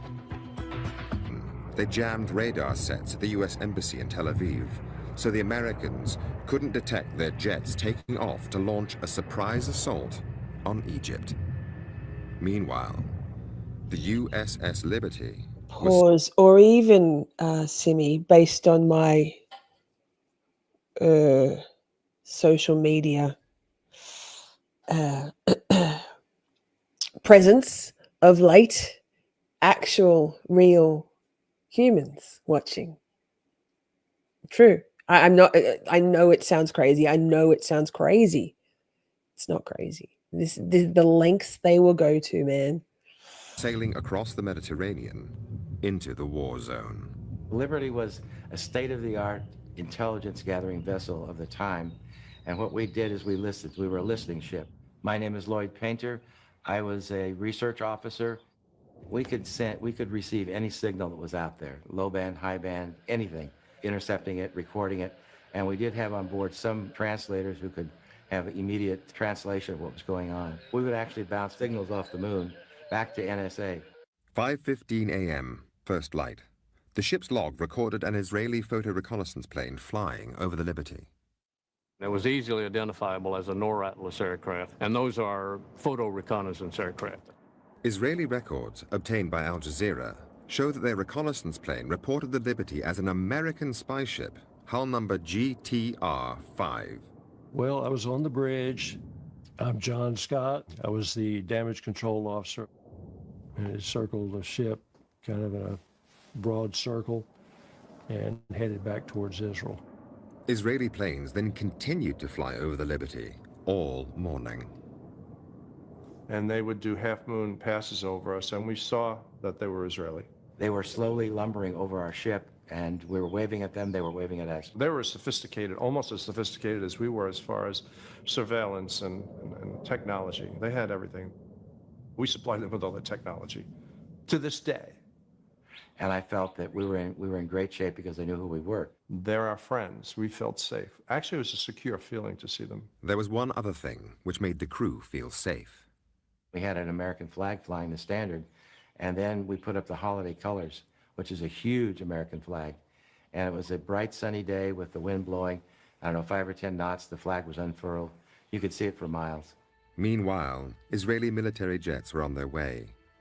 On the real-time audio tape obtained by Al Jazeera, at 1:53 p.m., the pilots asked their base control about the ship.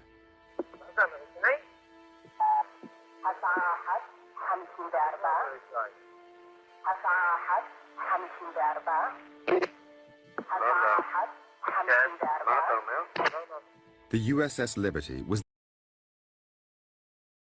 Look, I'd like to reply, and I tried, but banned comment, rejected comment. The thought police don't like free speech.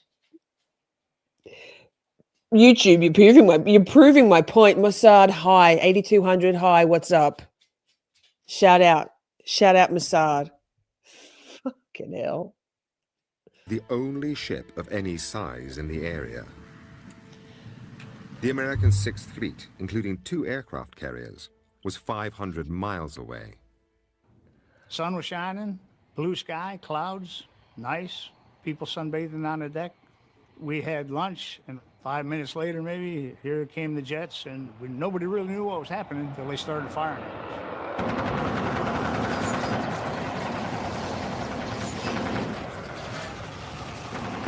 The captain said to me, alert the forward gun mounts, we're under attack. And I tried to raise the 2 sailors in the forward gun mounts. I looked out, and they were blown to pieces by the rocket. When the attack started, and we realized that we needed help, we tried to communicate with the Sixth Fleet. They were jamming both our distress frequencies and our tactical frequencies. The tactical frequencies is all right, but the international distress frequencies is a violation of international law to jam them, and the Israelis were jamming them. And we could not get a signal across. Here's the question I have to ask. Who would know the frequencies other than an ally? And who was the ally in the war? It wasn't Egypt. It was Israel. They would know, and only they would know in this conflict, what our frequencies would be. Now cut off from the outside world, the crew on the Liberty was defenseless. We had 450 caliber machine guns on board that were basically there to repel any boarders that might come by, you know, a pirate situation. Certainly weren't designed to bring down jet aircraft that were hammering at us. But you can't shoot a jet going 600 miles an hour with a 50 caliber machine gun. It doesn't work. It was just a surreal scene. People who had been standing there earlier joking and laughing were now dead, dying, and with the walking dead and wounded. It was just unreal. Gasoline barrels stored on the deck of the ship burst into flames. The crew rushed to try to put out the fires. I was watching the aircraft as they circled around, and when they got to coming back towards the ship, I just holler at him, down. They'd fire and circle back around. We'd jump back up and keep fighting fire.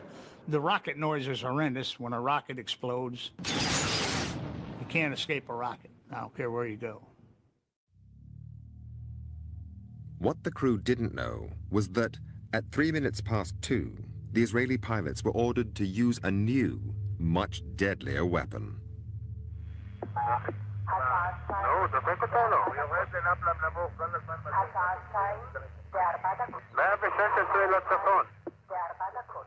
The biggest problem, I guess, from that was the napalm, which they dropped from the airplane. The napalm had burned, scorched almost the entire front part of the ship, the bridge area. The whole top side of the ship had been set on fire, and it was all charred. It was no longer navy gray. You have to stop the fires, to stop the flooding, to keep that ship afloat. That's your home. You got nowhere else to go. You can't pack up and go down the road, because there is no down the road. Up above, the Israeli military argued about what should happen next and who should sink the Liberty.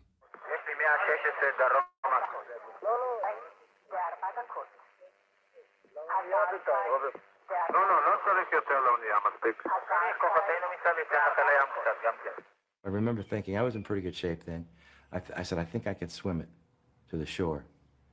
And then I thought sharks. And I thought a lot of things, all quickly, you know.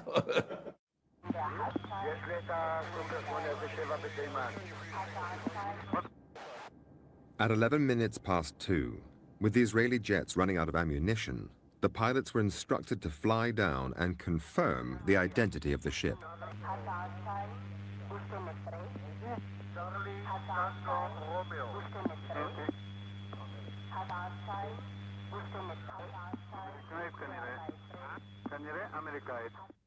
The jets then pulled out, but 3 Israeli Navy motor torpedo boats were already on their way. At 2:35, the Israeli motorboats fired 5 torpedoes. 4 missed, but 1 hit.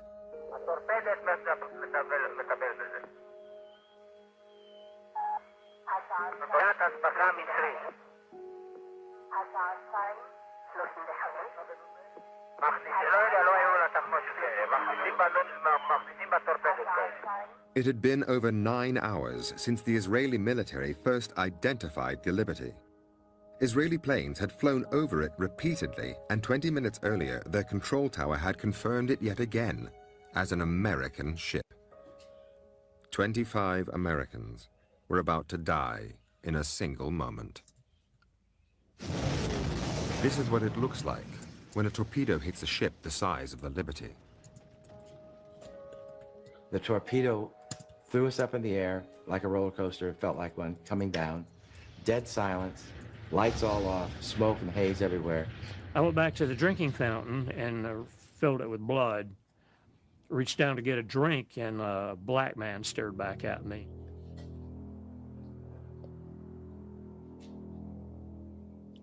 And when it fell back to get right, it just kept getting wrong. Kept sinking and sinking and sinking. And my job was to try to get probably 20 or 30 wounded sailors out to the main deck and to the life rafts. So I went up and looked out myself before I tried to get anyone up. And that's when I observed a motor torpedo boat, Israeli, machine gunning our life rafts. The crew of the Liberty were now trapped on board their own ship with nowhere to run and nowhere to hide. The torpedo boats came in closer and began to machine gun the ship using armor-piercing projectiles. The armor-piercing, the shells that they were using were leaving holes about that big around in the metal plating. Just peeled it out like it was orange peel. One of the radiomen had taken a reel of coax cable and ran it from one of the transmitters back there to that whip antenna, and took some shrapnel in the process. He got out a mayday. Firefox, Firefox, this is Rockstar, Rockstar.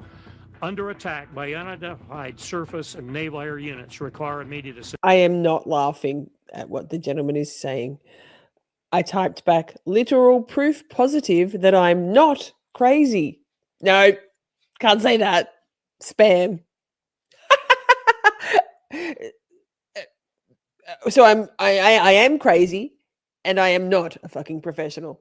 Okay, YouTube, gotcha. We see you. Thank you for proving my point. Wow. The American Sixth Fleet was 500 miles away and picked up the signal. So did the Israeli armed forces. The attack stopped shortly afterwards. The American aircraft carriers were in the middle of a nuclear weapons drill and had to rearm with conventional bombs before they could take off.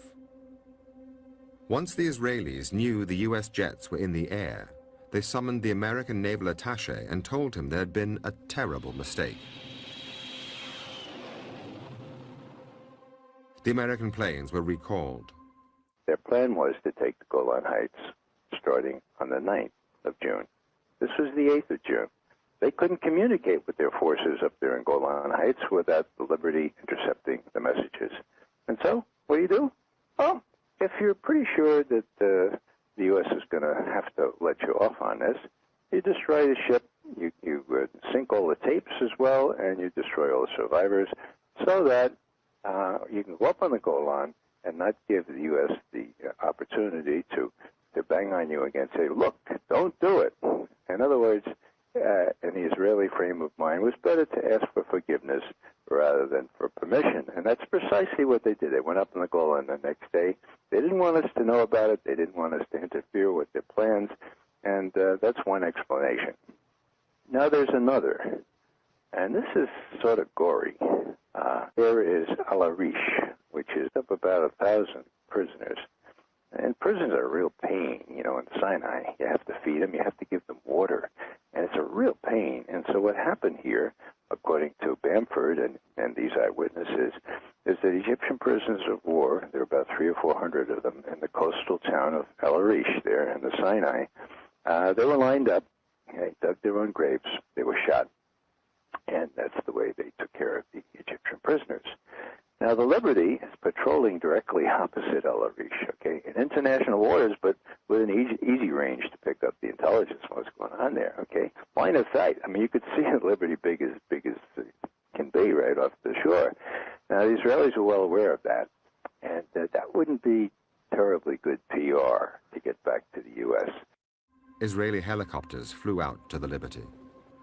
The U.S. Naval Attaché dropped a brown paper sack on the deck in the forepart of the ship, weighted down with an orange, had a business card in it.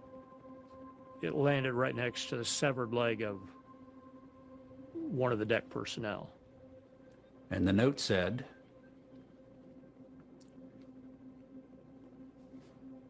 "Do you have casualties?"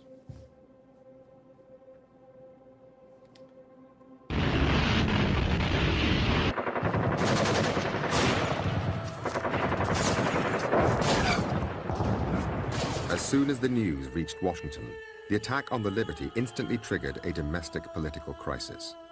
According to documents released under the Freedom of Information Act, one solution suggested in American government circles was to sink the Liberty so journalists could not photograph it and inflame public opinion against the Israelis. We know that the establishment of Israel was just and necessary, rooted in centuries of struggle and decades of patient work. But 60 years later, we know that we cannot relent, we cannot yield, and as president, I will never compromise when it comes to Israel's security. I want to thank you, Democrats and Republicans, for your common support for Israel, year after year, decade after decade.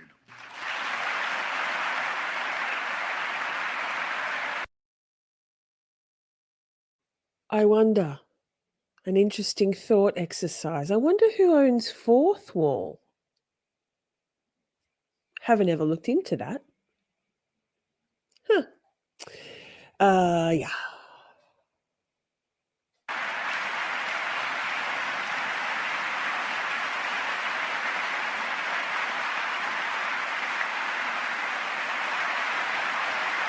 Rather interesting, isn't it? I know that no matter on which side of the aisle you sit, you stand with Israel.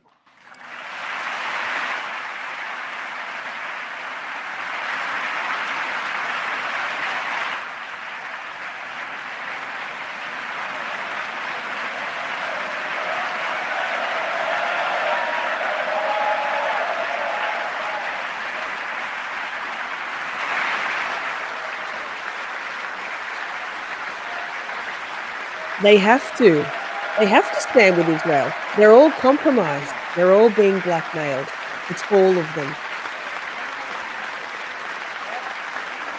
Just saying. Thank you. Thank you very much. Thank you all. You're wonderful. Thank you, America. Thank you. Thank you. The same in Australia. We are owned. We are owned. Thank you.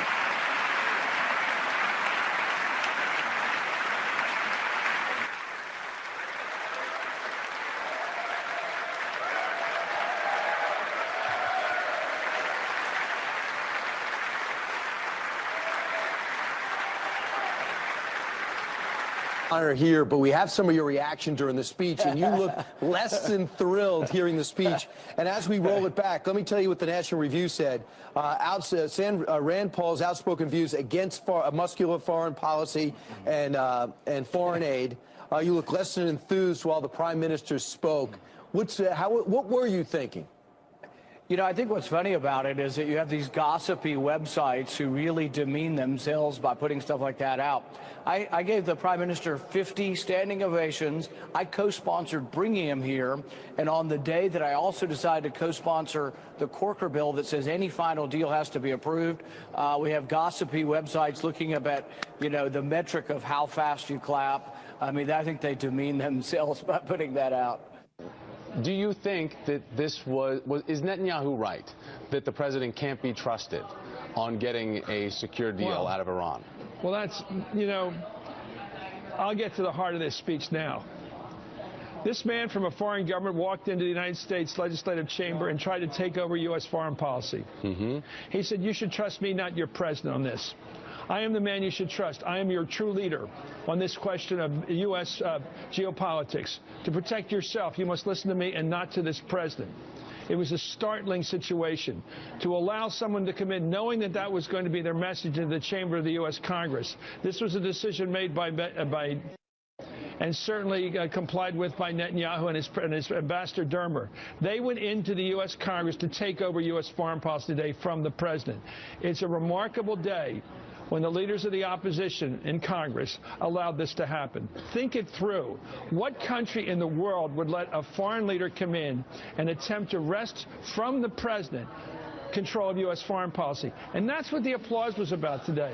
That was what the battle of applauses was about, to take power away from the president. So we'll see. It may succeed. We may see that there's going to be a lot more legislative intent here in terms of any treaty, a stronger push by Congress to insist on a vote up or down on any treaty. But clearly that was what was going on here. When it comes This was a takeover attempt by Netanyahu with his complying American partners to take American foreign policy out of the hands of the president. Chris, as you say, it was stunning, especially when we get certain reaction. The Atlantic's Jeffrey Goldberg. In fact, we'll start tonight in the Middle East, where Israel... What? Israel isn't supposed to defend itself? Oh, yeah, if Mexico bombed Texas, will we exercise What other country held to the same standard as Israel? People that want to destroy our terrorists? 4,000-year What's the only democracy in the Middle East, you turd? Self-hating Jew?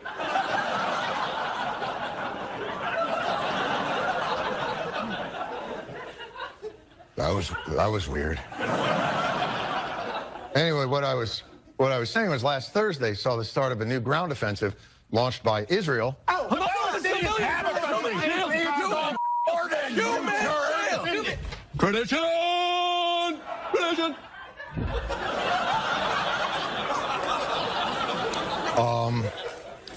Holy. Look, obviously there are many strong opinions on this issue, but just merely mentioning Israel or questioning in any way the effectiveness or humanity of Israel's policies is not the same thing as being pro-Hamas. So I'm not sure. How long ago was that? Jon Stewart, right?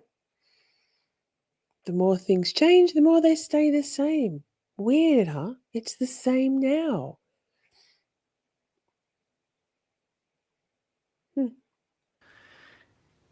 Can you read that? Can somebody read that for me? United Nations Resolution 3013 from 1973 states, the struggles of peoples under colonial and alien domination and racist regimes for the implementation of their right to self-determination and independence is legitimate and in full accordance with the principles of international law. Legitimate and in full accordance with the principle of international law. This describes the Palestinian struggle, because that is exactly what Israel is. Now, in this picture, I stand with my friend Jamal, who sat in Israeli prison for many, many years. In fact, he was given a life sentence, but he was exchanged in one of the prisoner exchanges between Israel and the PLO. And the reason he was given a life sentence is because he killed a soldier. He and 3 others saw 2 young Israeli soldiers guarding a bank in Ramallah, of all things. And soldiers are usually fully armed, of course. And they approached them and they stabbed them to death with a knife. And for that, they were later on, beaten, tortured, and arrested and given life sentences. But when I see the picture of the 2 of us standing side by side, I have to wonder, which one of us is really the terrorist? Because according to this, it's certainly not him. I, on the other hand, served in the Israeli army, an army of occupation, an army of oppression, an army whose sole purpose is to make sure that he does not have a state, he does not have rights, and he dare not resist. So yes, my army has uniforms and commanders and generals, but which one of us is really the terrorist? Alan Sabrowski is a writer and consultant specializing in national and international security affairs. In December 1988, he received the Superior Civilian Service Award after more than 5 years of service at the U.S. Army War College as Director of Studies Strategic Studies Institute, and holder of the General of the Army Douglas MacArthur Chair of Research. A Marine Corps Vietnam veteran and a 1986 graduate of the U.S. Army War College, Dr. Sabrowski's teaching and research appointments have included the U.S. Military Academy and the Center for Strategic and International Studies. While in government service, he held concurrent adjunct professorships at Georgetown University and the Johns Hopkins University of Advanced International Studies. His published work includes 13 books or monographs and over 160 articles, chapters, and book reviews. So what happens when a military insider puts the devastating terror attacks? Redhead, at one point we were up to 17. But I think people, it's, you know what? Like, I totally get it.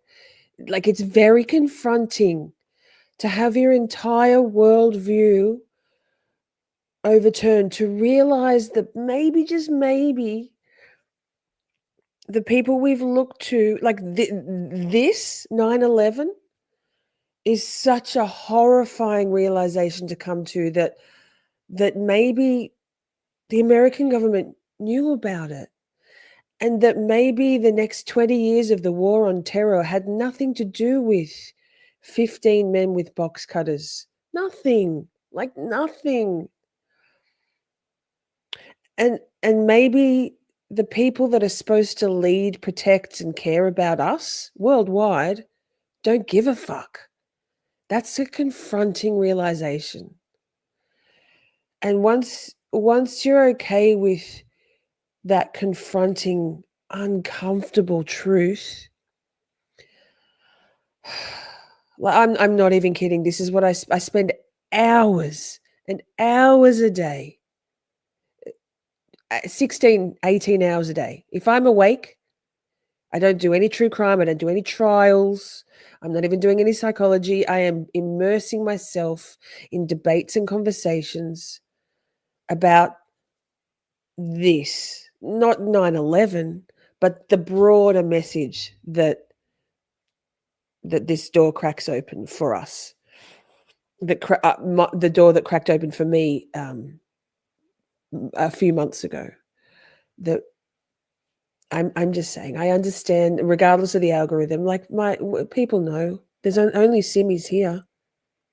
It's too. I mean, Shelley's busy and Ms. What the Fuck's sick, but I have other mods, and I get it. This is a tough pill to swallow. Oh, sorry, Colors, I forgot.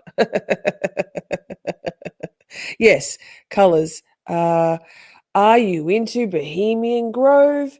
Hey, I'm not sure if it's in this episode or part 3.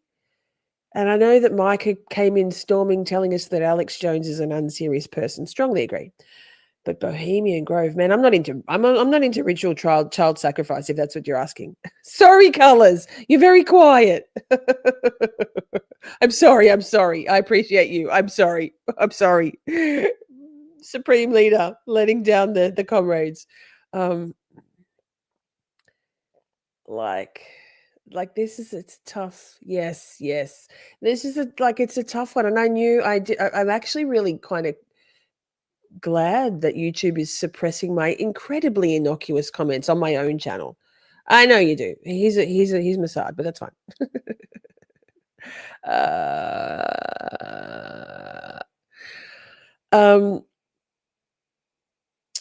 Like, it's a lonely, terrifying, confronting existence. Well, there's a meme that says the word, like I'm going to paraphrase.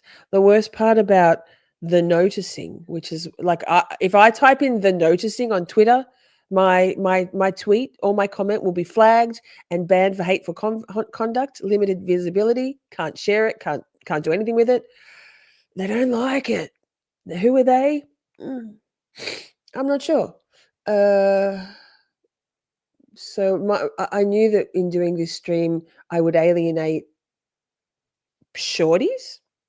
I wasn't quite so sure about the whole Unit 8200 in the tunnels. watching and holding back, suppressing my comments in real time. But okay, here we are. Okay, so we'll go back to this. We've got about another less than half an hour, 25 minutes left of this. Thank you all for being here. I appreciate your bravery and your open-mindedness. Thank you so much. Of 9/11 directly at Israel's doorstep. Dr. Alan Strabrowski, thank you so much for joining us on The Autograph. My pleasure, Susan. Tell us how you make the case for Israel's involvement in the tragic 9/11 attacks. Here we are. There were several different ways of doing it, Susan, and this may be a little bit more background than some of your people need, but I began to have suspicions about what had happened on 9/11 about 2 weeks after the attacks. There were several discontinuities that made no sense to me whatsoever. The behavior on the part of some of the named terrorists, these 19 Arabs on 4 planes, running around flying schools like loose cannon, not having the pilot skills to fly the aircraft, no recognition for what they had done afterwards in their own area, their own community. And it struck me that for many reasons, none of the arguments that were being given for what they did made any sense. But I then immediately forgot about it until about 2 years ago. And then I came across a video which I found to be extremely disturbing. That video was an interview with a Dutch demolitions expert named Danny Jowenko. And it concerned the collapse of the 3rd World Trade Center tower to go down on September 11th. This was the 47-story World Trade Center 7, the 3rd tallest building at the World Trade Center. Jowenko had never heard of it. Neither had I. And when you looked at the building, you saw that there was effectively no damage to any face of the building. It had not been hit by a plane. It had not been taken major trauma from debris, and it went straight down into its own footprint in about 7 seconds in what was visibly a controlled demolition. You know, and it was pretty clear that whatever those 19 named Arabs on 4 planes, 2 of them at the World Trade Center, had or had not done, they could not have had any possible effect on that 3rd building going down. Shortly after that, I came across, partly out of my own curiosity, which this definitely aroused, and a very extensive video, both of which I've cited, by the way, in some of my recent articles, which were taken on 9/11 itself from what became Ground Zero, the base of World Trade Center 1 and 2, the Twin Towers, involving police, emergency services personnel, newspaper and television correspondents, and you can see and hear secondary explosions at the base of the World Trade Center buildings. Now, planes... I've actually watched, and God damn, I wish that I'd saved. I don't know how to find it again. A whole like 2.5 hour, give or take, video on breaking down, like in frame by frame, minute details about those controlled demolition detonation sites. You can see the white flashes. They happen on the Twin Towers also. But I guess his point here is that, sure, for the sake of argument, let's just say that because of that burning jet fuel, I'm not laughing about it, it's just ludicrous. Because of that burning jet fuel on those upper echelon floors of the Twin Towers, sure, let's say those Twin Towers collapsed in on themselves completely with molten metal in the basement, mind you. Make it make sense. Let's set that aside. And let's talk about Building 7, which isn't spoken about often in mainstream media, right? It wasn't hit by anything. It has 1 floor of a little bit of fire, but it went down. And the BBC in London did a pre-recorded throw to a boots on the ground reporter who was standing in a building with building 7, W7 behind her. It's still standing, and she's reporting that it's fallen before it fell.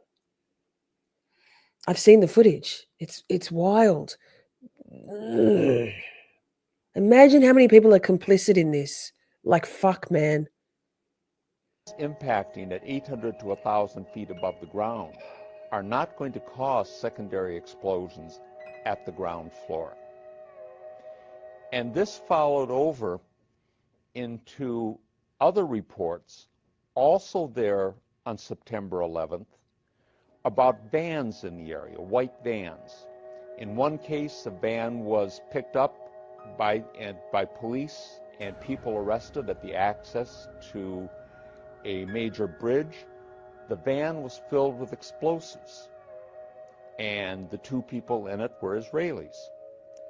In Bergen, New Jersey, same day, a van with several people in it had set up cameras. Before the first plane hit, they were filming the Twin Towers, and they were celebrating. High fives. It was a good thing for them. Residents called police. Police arrested them. All 5 were Israelis. What intrigued me, in addition to angering me, was that within days, all of these reports disappeared from the media. Most Americans don't know that a 3rd building went down at the World Trade Center. Most have never heard about the secondary explosions reported by CNN, ABC, Fox, and others at the foundation of World Trade Center 1 and 2. None have ever heard about the vans. So I began looking at this very carefully, and one of the things that I began looking at was just what would it have taken for a special operations group of any particular nationality to have done 9/11, either by having taken control of the operation we have been told about, of the 19 named Arabs on 4 planes, or having run a parallel operation where you have 4 planes being hijacked, but there is another operation being done with those in concert. And I picked up 3 particular factors that would need to be taken into account.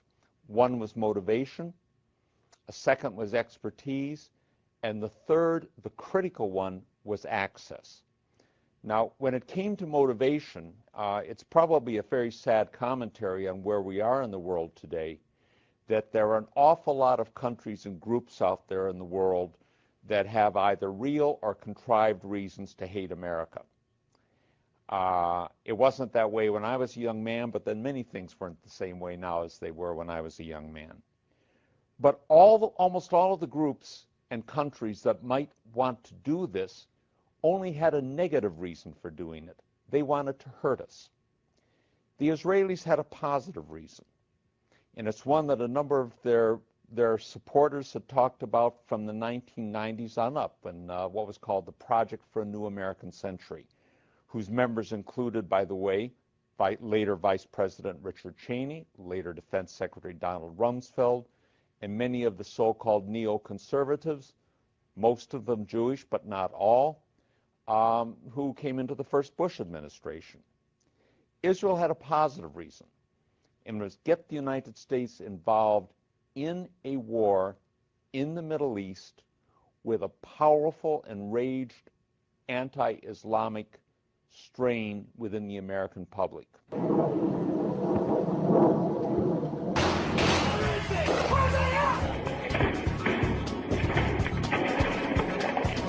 He records his unit as it conducts raids trying to kill or capture insurgents.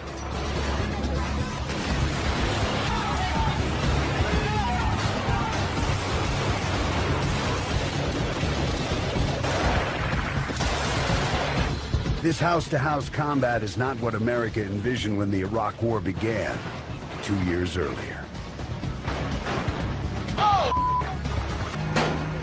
Elsewhere in the city, Marines take fire from insurgents hidden around a mosque. They respond by launching a Hellfire missile and a 500-pound laser-guided bomb into a perimeter wall. Arab news channel Al Jazeera broadcasts images of injured and dead, including women and children.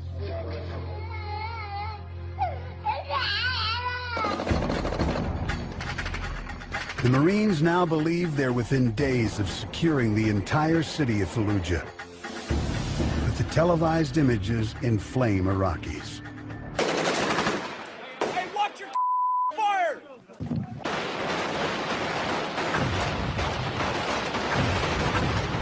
The next day, President Bush orders a ceasefire. Sorry about that, redhead. After a Yikes. bloody 3-week battle, the Marines pull out of Fallujah at the end of April. Foreign fighters now flood into the city. The perceived U.S. defeat strengthens al-Qaeda's control over the Sunni insurgency. Soon, another televised scandal does even more to strengthen al-Qaeda's power in Iraq. Media outlets release photographs of American soldiers abusing Iraqi detainees at Abu Ghraib prison. The pictures of that abuse served as incredibly effective recruiting tools. Thousands and thousands of jihadis were created by that abuse. I can't tell you how many guys we buried, American soldiers we buried because of that. That was the worst time for that to happen. You took a hornet's nest and you literally threw it on a bonfire. That they needed a catalytic event to produce this. They even talked about it in terms of another Pearl Harbor is needed to bring the American people into this fight. The second was expertise. Lots of expertise out there. Bringing buildings down and controlled demolitions is something that almost any intelligence agency of any country in the world can do or can contract. There are many private agencies that do this. But one thing is absolutely clear. Neither those 19 named Arabs on the plane nor al-Qaeda as an organization had the expertise, the technical expertise to do that. The World Trade Center security was an Israeli-owned company.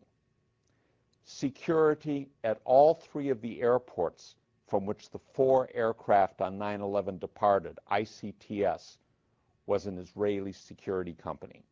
That security company, by the way, also had security at the airports in Paris and Amsterdam later, from which the so-called shoe and underwear bombers departed. The security company at the World Trade Center had 24/7 state-of-the-art electronic surveillance and foot patrols. Wiring a building for a controlled demolition, and I must confess here, this is not my specialty. I have heard what people who do this for a living have said about it, but it is not my specialty. But the description of it in the video of Danny Jawenko that I mentioned to you is a very good one on this. And he described it in which if you needed to do it in a few hours, you would need 30 to 40 people, fewer if you had more time, cutting open the walls, literally cutting open the walls, all the way around the building, implanting the explosives, running detonator cord and cable, wires to put them to a control system, coordinating all of this activity. This is not something that involves the casual bringing in of a briefcase and leaving it at the foot of a building's elevator and going out again. This is extensive work, and it would require the type of extensive sustained access that could not go unremarked by the security forces in place on this. How about an elevator modernization, which we know was going on the 9 months prior to 9/11? Yes, Elevator World, March 2001 documents it. In fact, they were in the middle of this modernization. There are people who noted that the elevators were locked in turn and that there were guards placed at these locked elevators during the modernization. Of course, you would have to have access to security. Securicom was brought in. Who sits on the board of Securicom? Marvin Bush, the younger brother of George Bush. Then a team of loading experts would have access to all the core columns and beams. The rest could be accomplished at that point by just the right kind of explosives for the job at hand. The choices are many out there. You wouldn't need miles and miles of det cord. You could have used wireless remote detonators, and they have been available for years. You need to only look at an action movie to see them in use, and of course the military has them as well.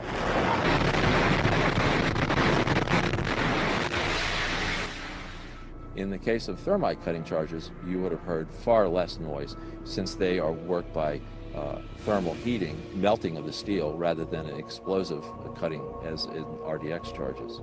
Well, you wouldn't have found steel casings to be left in the rubble. They haven't been used for years. What we use now is RDX copper-jacketed shape charges, and when they're initiated, there's nothing left of those charges. And in the case of thermite, well, thermite self-consuming cutting charges have been around since they first patented in 1984. So there would be nothing left in the debris pile except some residue of molten iron. They also needed the ability to evade an apprehension and to have their escape concealed. And they had that done. All of the Israelis who were apprehended in those vans were later released in about 2 months at the direction of Michael Chertoff, then the second director of Homeland Security, a dual U.S.-Israeli national. There is no mention of them in the mainstream media, which is largely Zionist-owned. All of the major networks, all of the major national newspapers, all 3 of the weekly news magazines, all of the major political journals, most of the major publishing houses. And now, TikTok in America, YouTube, this is before YouTube, Google, ChatGPT, Grok, Twitter, X. Just saying. Like, I'm just saying. Simply didn't happen. The only thing that happened on 9/11 that was discussed in the media, that have been accepted by the government, that was described in the 9/11 Commission, are 19 named Arabs on 4 planes bringing down 2 buildings. I said and the 15 rest of before, my bad. in Orwellian terms, has become a non-event and a non-story. All I would suggest to people is that you look at the films of WTC-7, that third tower going down on September 11th. You look and listen to the reports on September 11th with the secondary explosions. These are not fantasies, they happened. You look at the reports on September 12th of the apprehension of Israelis with vans of explosives and cameras filming the events on September 11. These are not fantasies. And you look at the people riddling the American government, all of the Middle East people in State Defense and the National Security Council, Deputy Secretary of Defense Paul Wolfowitz, Undersecretary of Defense for Policy Douglas Feith, who used to be a friend of mine, by the way, from Philadelphia. These people were all part of the neoconservative movement. Many of these people are dual U.S.-Israeli nationals. All of their primary allegiance is to Israel. Pause, Arca. I've actually read The Psychopath Test by John Ronson. John Ronson. Yes, I have. And another one of his books. He's very good. Very good. Thank you, though. That reminds me, I'll have to go back and delve further into his work. Thank you.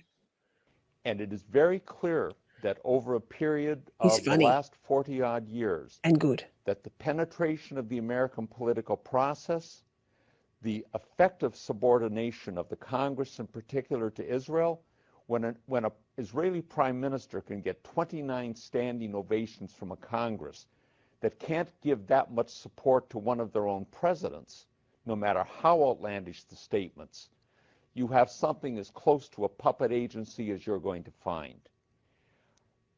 Our policy in the Middle East has for decades been manipulated increasingly in terms of what benefits Israel and not what benefits the United States, even when that policy is articulated and supported by individuals who are sworn officials of the United States government.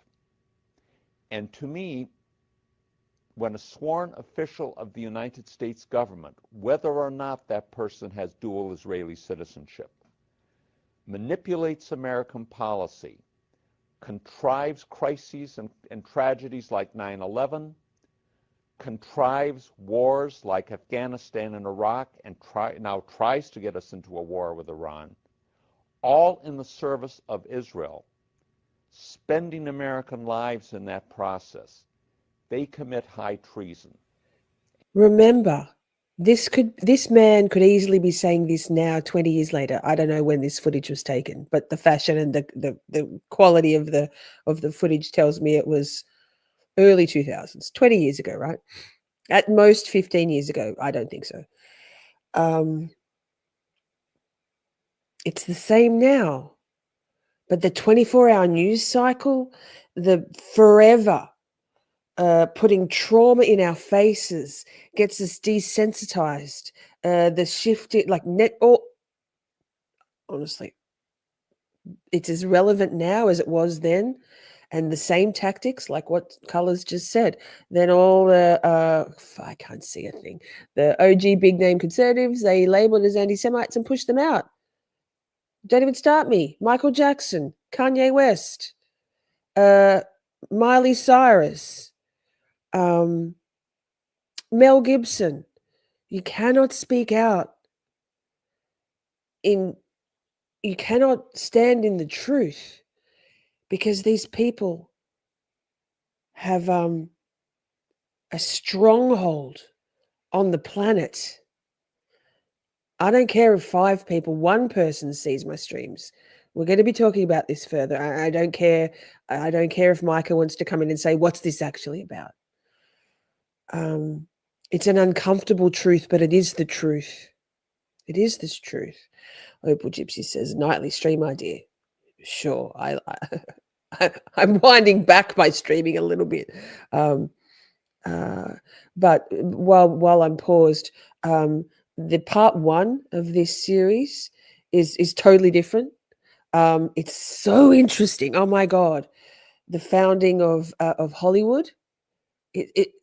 It's so interesting with all this original footage. Oh my God, it's stuff you've never heard about. I love it. And then a whole quite humorous take on if you don't laugh, you cry kind of humorous on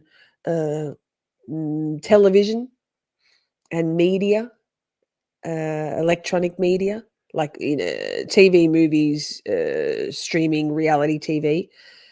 So we might do that before I finish we might watch that together before I finish my time off work. And then the final episode I haven't finished yet. So, but I will drop the link to the whole playlist into the description box of this called Zionist Project. And I really do appreciate you all who are here for being receptive to watching and not storming out because it's an uncomfortable topic. I really do appreciate. I've been trying to work out how to open this door for a long time with you all. And they need to be treated in that manner. The thing that's intriguing about Zionism, and I think I use the phrase that it's a real witch's brew of xenophobia, ultranationalism, supremacy, militarism, with a nice scrap of regional imperialism built into it. Most nationalism is not like that. Most nationalism is intended to be a unifying force but it doesn't go. Pause. My brain misread that. Oh no, I'm not muted. Hooray! My brain and my poor eyesight misread that as ISIS, ISIS. But redhead, you said NCIS. Yes, the propaganda they push on our screens. This is a rabbit hole. I love that we're dipping our feet into this cavernous rabbit hole. But fun fact. I mean, who started ISIS? Who funds ISIS? What does ISIS stand for? I mean, Israeli Secret Intelligence Service. So when the news is telling us about Hamas and ISIS and the terror cells and the radical Islamists, ISIS, the ISIS in and of itself is a false flag. It's a psyop. It's real, but it's funded by Israel to manufacture Islamophobia. Oh, and in Australia, like, oh my God, if I ever drop off the radar completely, if you don't hear from me or see me, it's because I've been put into federal prison. The anti-Semitism laws here are very real.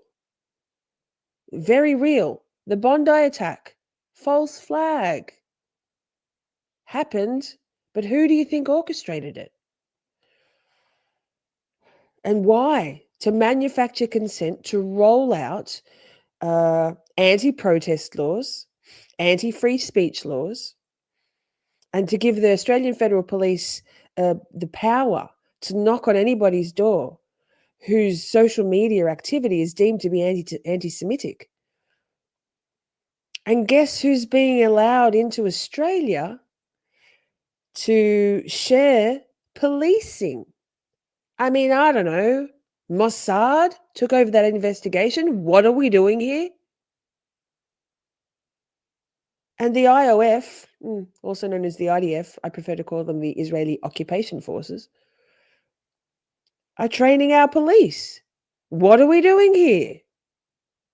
Also, another little fun fact before I press play again. But did you notice in the space of what?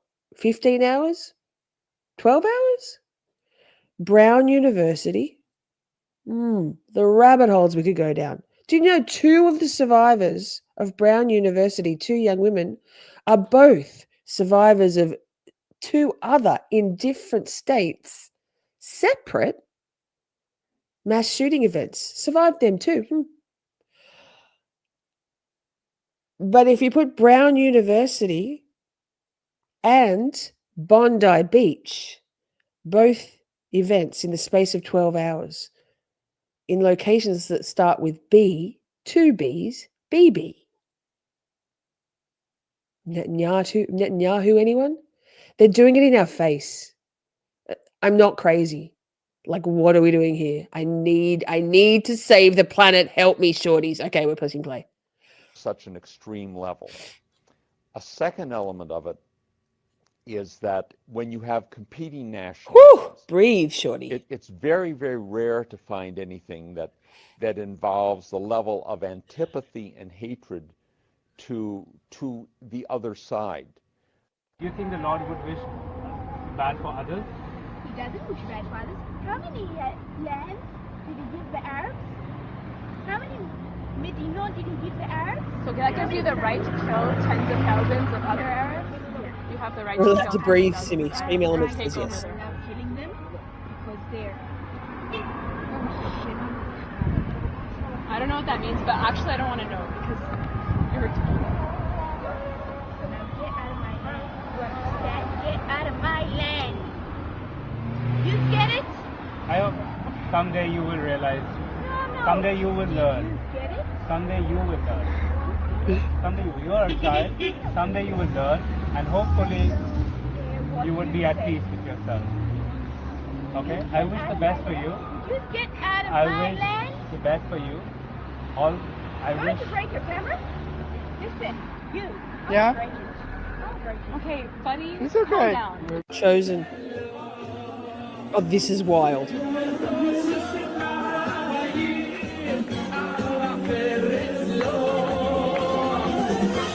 Israel is occupying the Palestinian people in my name, in the name of world Jewry, and I myself, an American Jew, am here to say that that is completely unjustified and ethically reprehensible. And we will, world Jewry and all people of the world will not stop until this occupation ends and until the Palestinian people have their right of return, their right to live without occupation. Amen. Free and Palestine. Equal rights within Israel. That is why we are here. Free Palestine, free the world. It's that serious.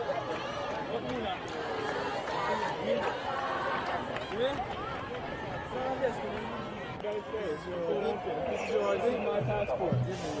I will not give you my passport. I'm not giving you my passport. I have a right to be here. I have a right to be here. Don't push me. Do I need to call my... I'm going to call my consulate right now. Get off me. Do I need to call my consulate right now? Do I need to call my consulate right now? Call the consulate. Call the consulate.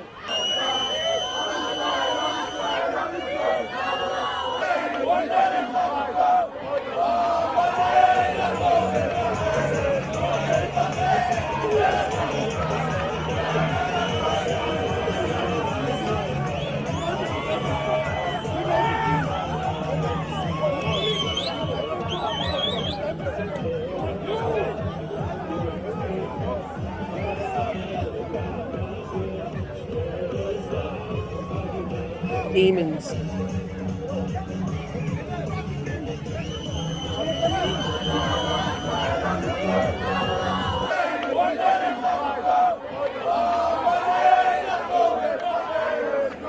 Jim, Jerry Gunn, hi! Good to see you. Merry Christmas. I think many Americans are finding it difficult to relate to their government, but the idea that there's any kind of a mass movement there because of the relationship to Israel is simply not the case. There is no vehicle for that type of opposition to have been poor boy.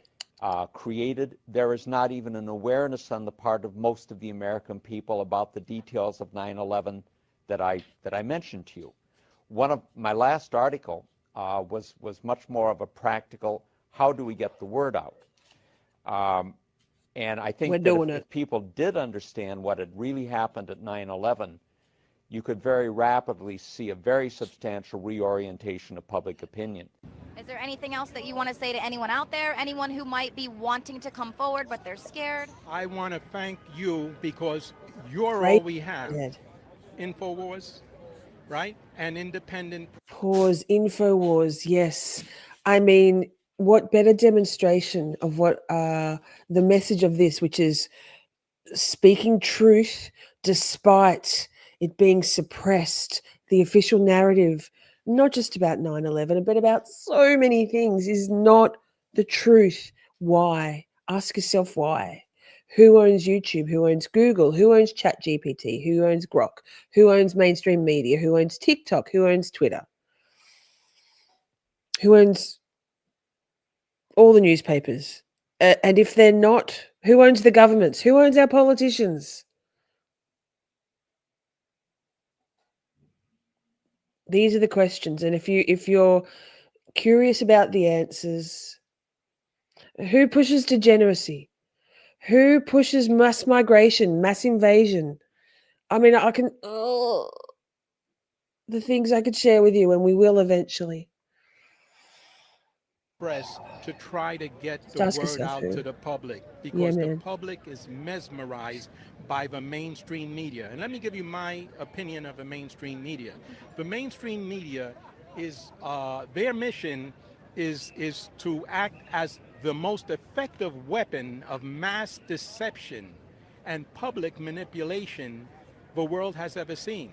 And if you don't think that's so, ask anyone any taboo question that the mainstream media frowns upon with its army of trusted celebrity prostitutes. All right? Prostitutes, I love it. And you will see a sadly predictable knee-jerk reactionary response from the public because that's what they've been trained to believe and trust in.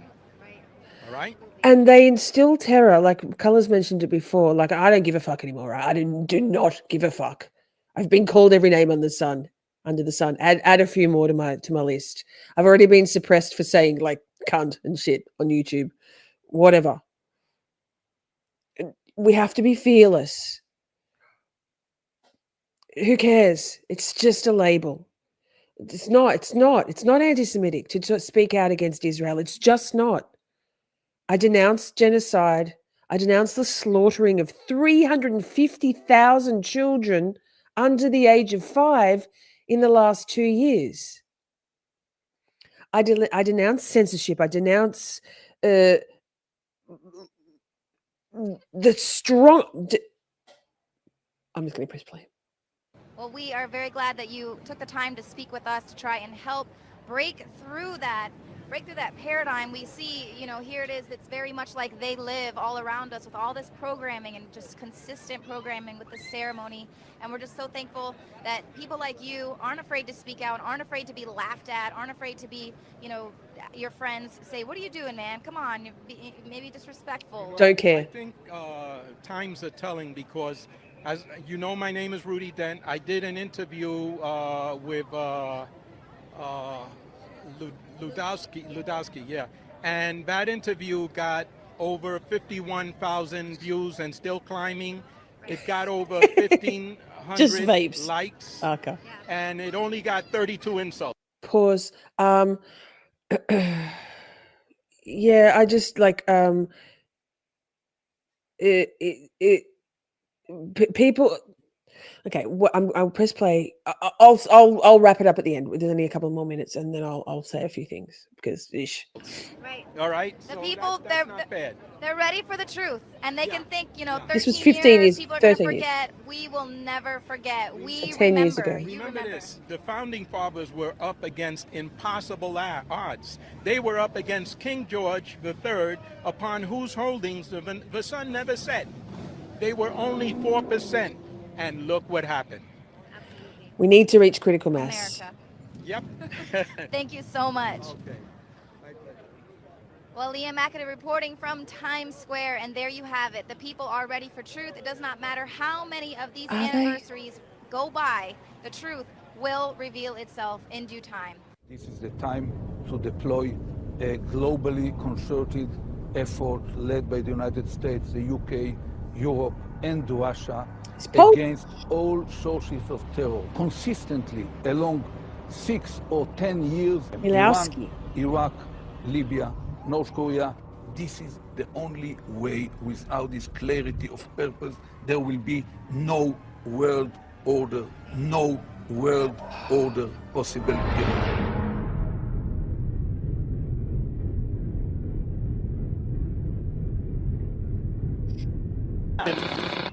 If you take out Saddam's regime, I guarantee you that it will have enormous positive reverberations on the region. The reverberations of what happens with the collapse of Saddam's regime could very well create an implosion in a neighbor regime like Iran.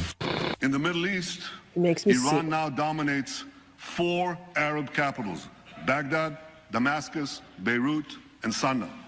The most dangerous of these regimes is Iran. If this regime or its despotic neighbor Iraq were to acquire 30 years nuclear ago, man. weapons, 30 years ago. this could presage catastrophic consequences. Only the United States can lead this vital international effort to stop the nuclearization of terrorist states. Time is running out. We have to act. Amen. But not him, us.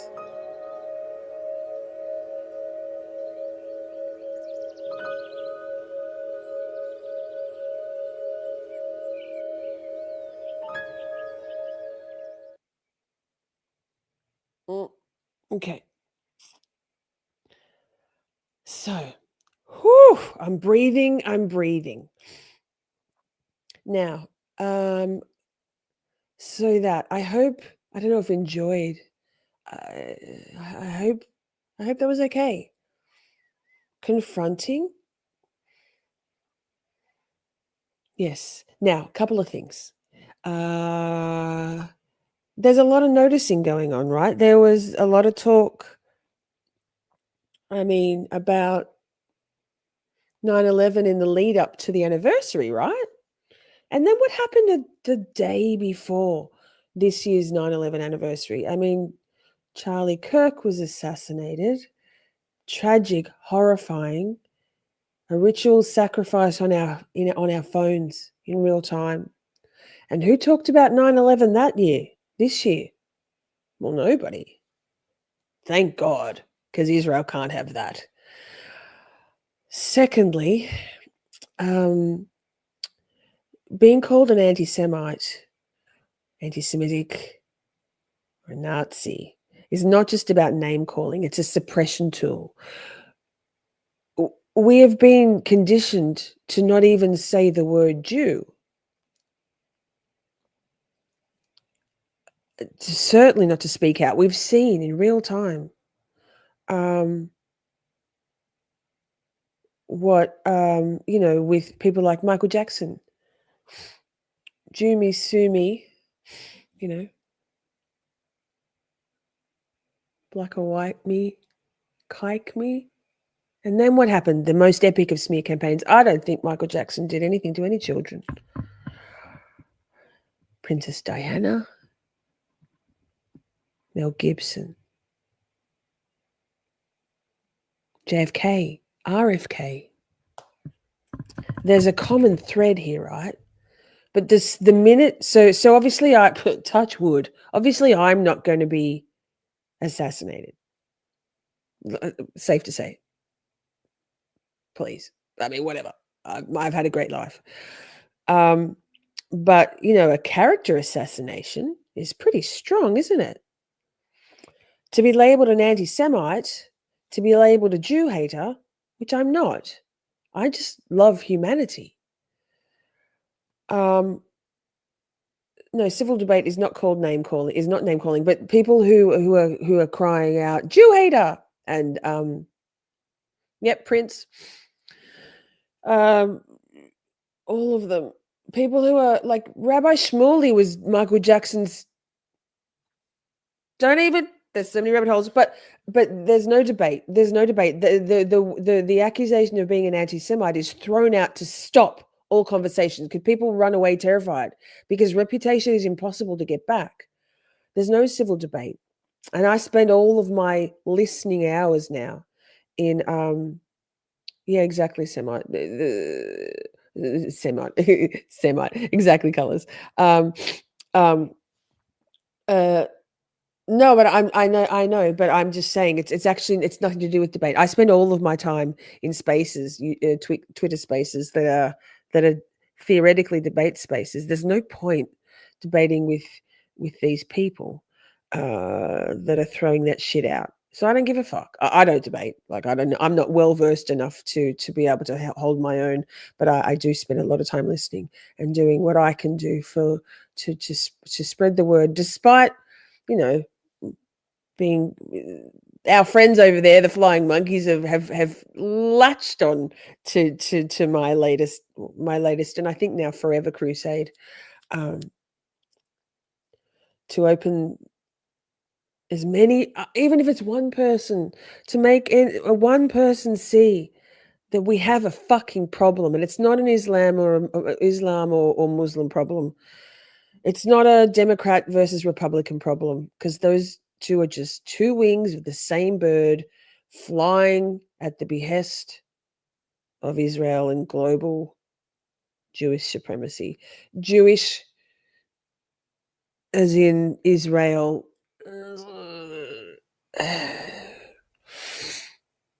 I don't have any problem with Jewish people, but it's hard to untangle Jewish supremacy and speaking the truth, calling it for what it is, what Israel is doing, it has been doing for a very long time, and it's just important to be brave. We have to save humanity. So I appreciate you all very much. I really do love the fact that Michael Jackson over Prince all the way. Yes. I strongly agree. I've actually apologized to Michael Jackson in my my form of prayer for ever believing that smear campaign. So many smear campaigns. That's what they do best. So it's not about, this is about unity. This is about being truthful and honest with ourselves, allowing ourselves to be uncomfortable in that truth, because it is uncomfortable. It's horrifying. I've literally had my mind blown. My entire world view has been decimated, and I'm reconstructing it slowly, fearlessly. So I love you all very much. We'll have another stream tomorrow night. I haven't scheduled it yet. I guess we'll go back to court. So set your notifications, set your reminders, share this out. I'll the link to this video we watched is in the description box of this stream. If you think somebody might like to watch it, not my stream necessarily, if you want to watch it again, absorb more stuff you didn't realize, do some research. I'm happy to, I write a lot of threads these days. I'm still learning, like Twitter threads. I'm still learning. And we're also going to do we're going to do a space in the next couple of days, nights, called Health is Wealth, because the best way that we can take back our autonomy from this octopus of control over every aspect of our lives is to be healthy. Oh, I don't have a new tattoo. Steph got a new tattoo. I wish. I don't have any money. I'm poor as a church mouse. So we're going to do a stream on Health is Wealth. I'm going to talk to you about a whole bunch of things, how being healthy is the best way to fuck the system. And why all of that, even health and healthcare, lol, particularly in America, all of it. So stay tuned. I can't wait. This is a whole new dawning of a whole new era for Camp Shorty, and we ride at dawn, bitches. I'm proud of you all for being here. Mwah. Can't afford healthcare. Exactly. It's different in Australia, but the best way, I mean, we'll go into that in that stream. It's keep an eye out. I've done the thumbnail for it. I've got all my research that I'm compiling. Not enough hours in the day. Also need to take some time to recover myself before my year starts again at my peasant work shit. I love you all very much. Share this out. Drop a comment afterwards. Be brave. Be kind to yourself. Be kind to one another. Allow yourself to be a little uncomfortable in the truth, because that's where growth and evolution comes from. And change. Save the planet. We're going to save humanity. Fuck. It's very stressful. I'm not even joking. Mwah. I love you all. Thank you, Simeon Colors, for being here. And thank you, everyone. Mwah, mwah, mwah.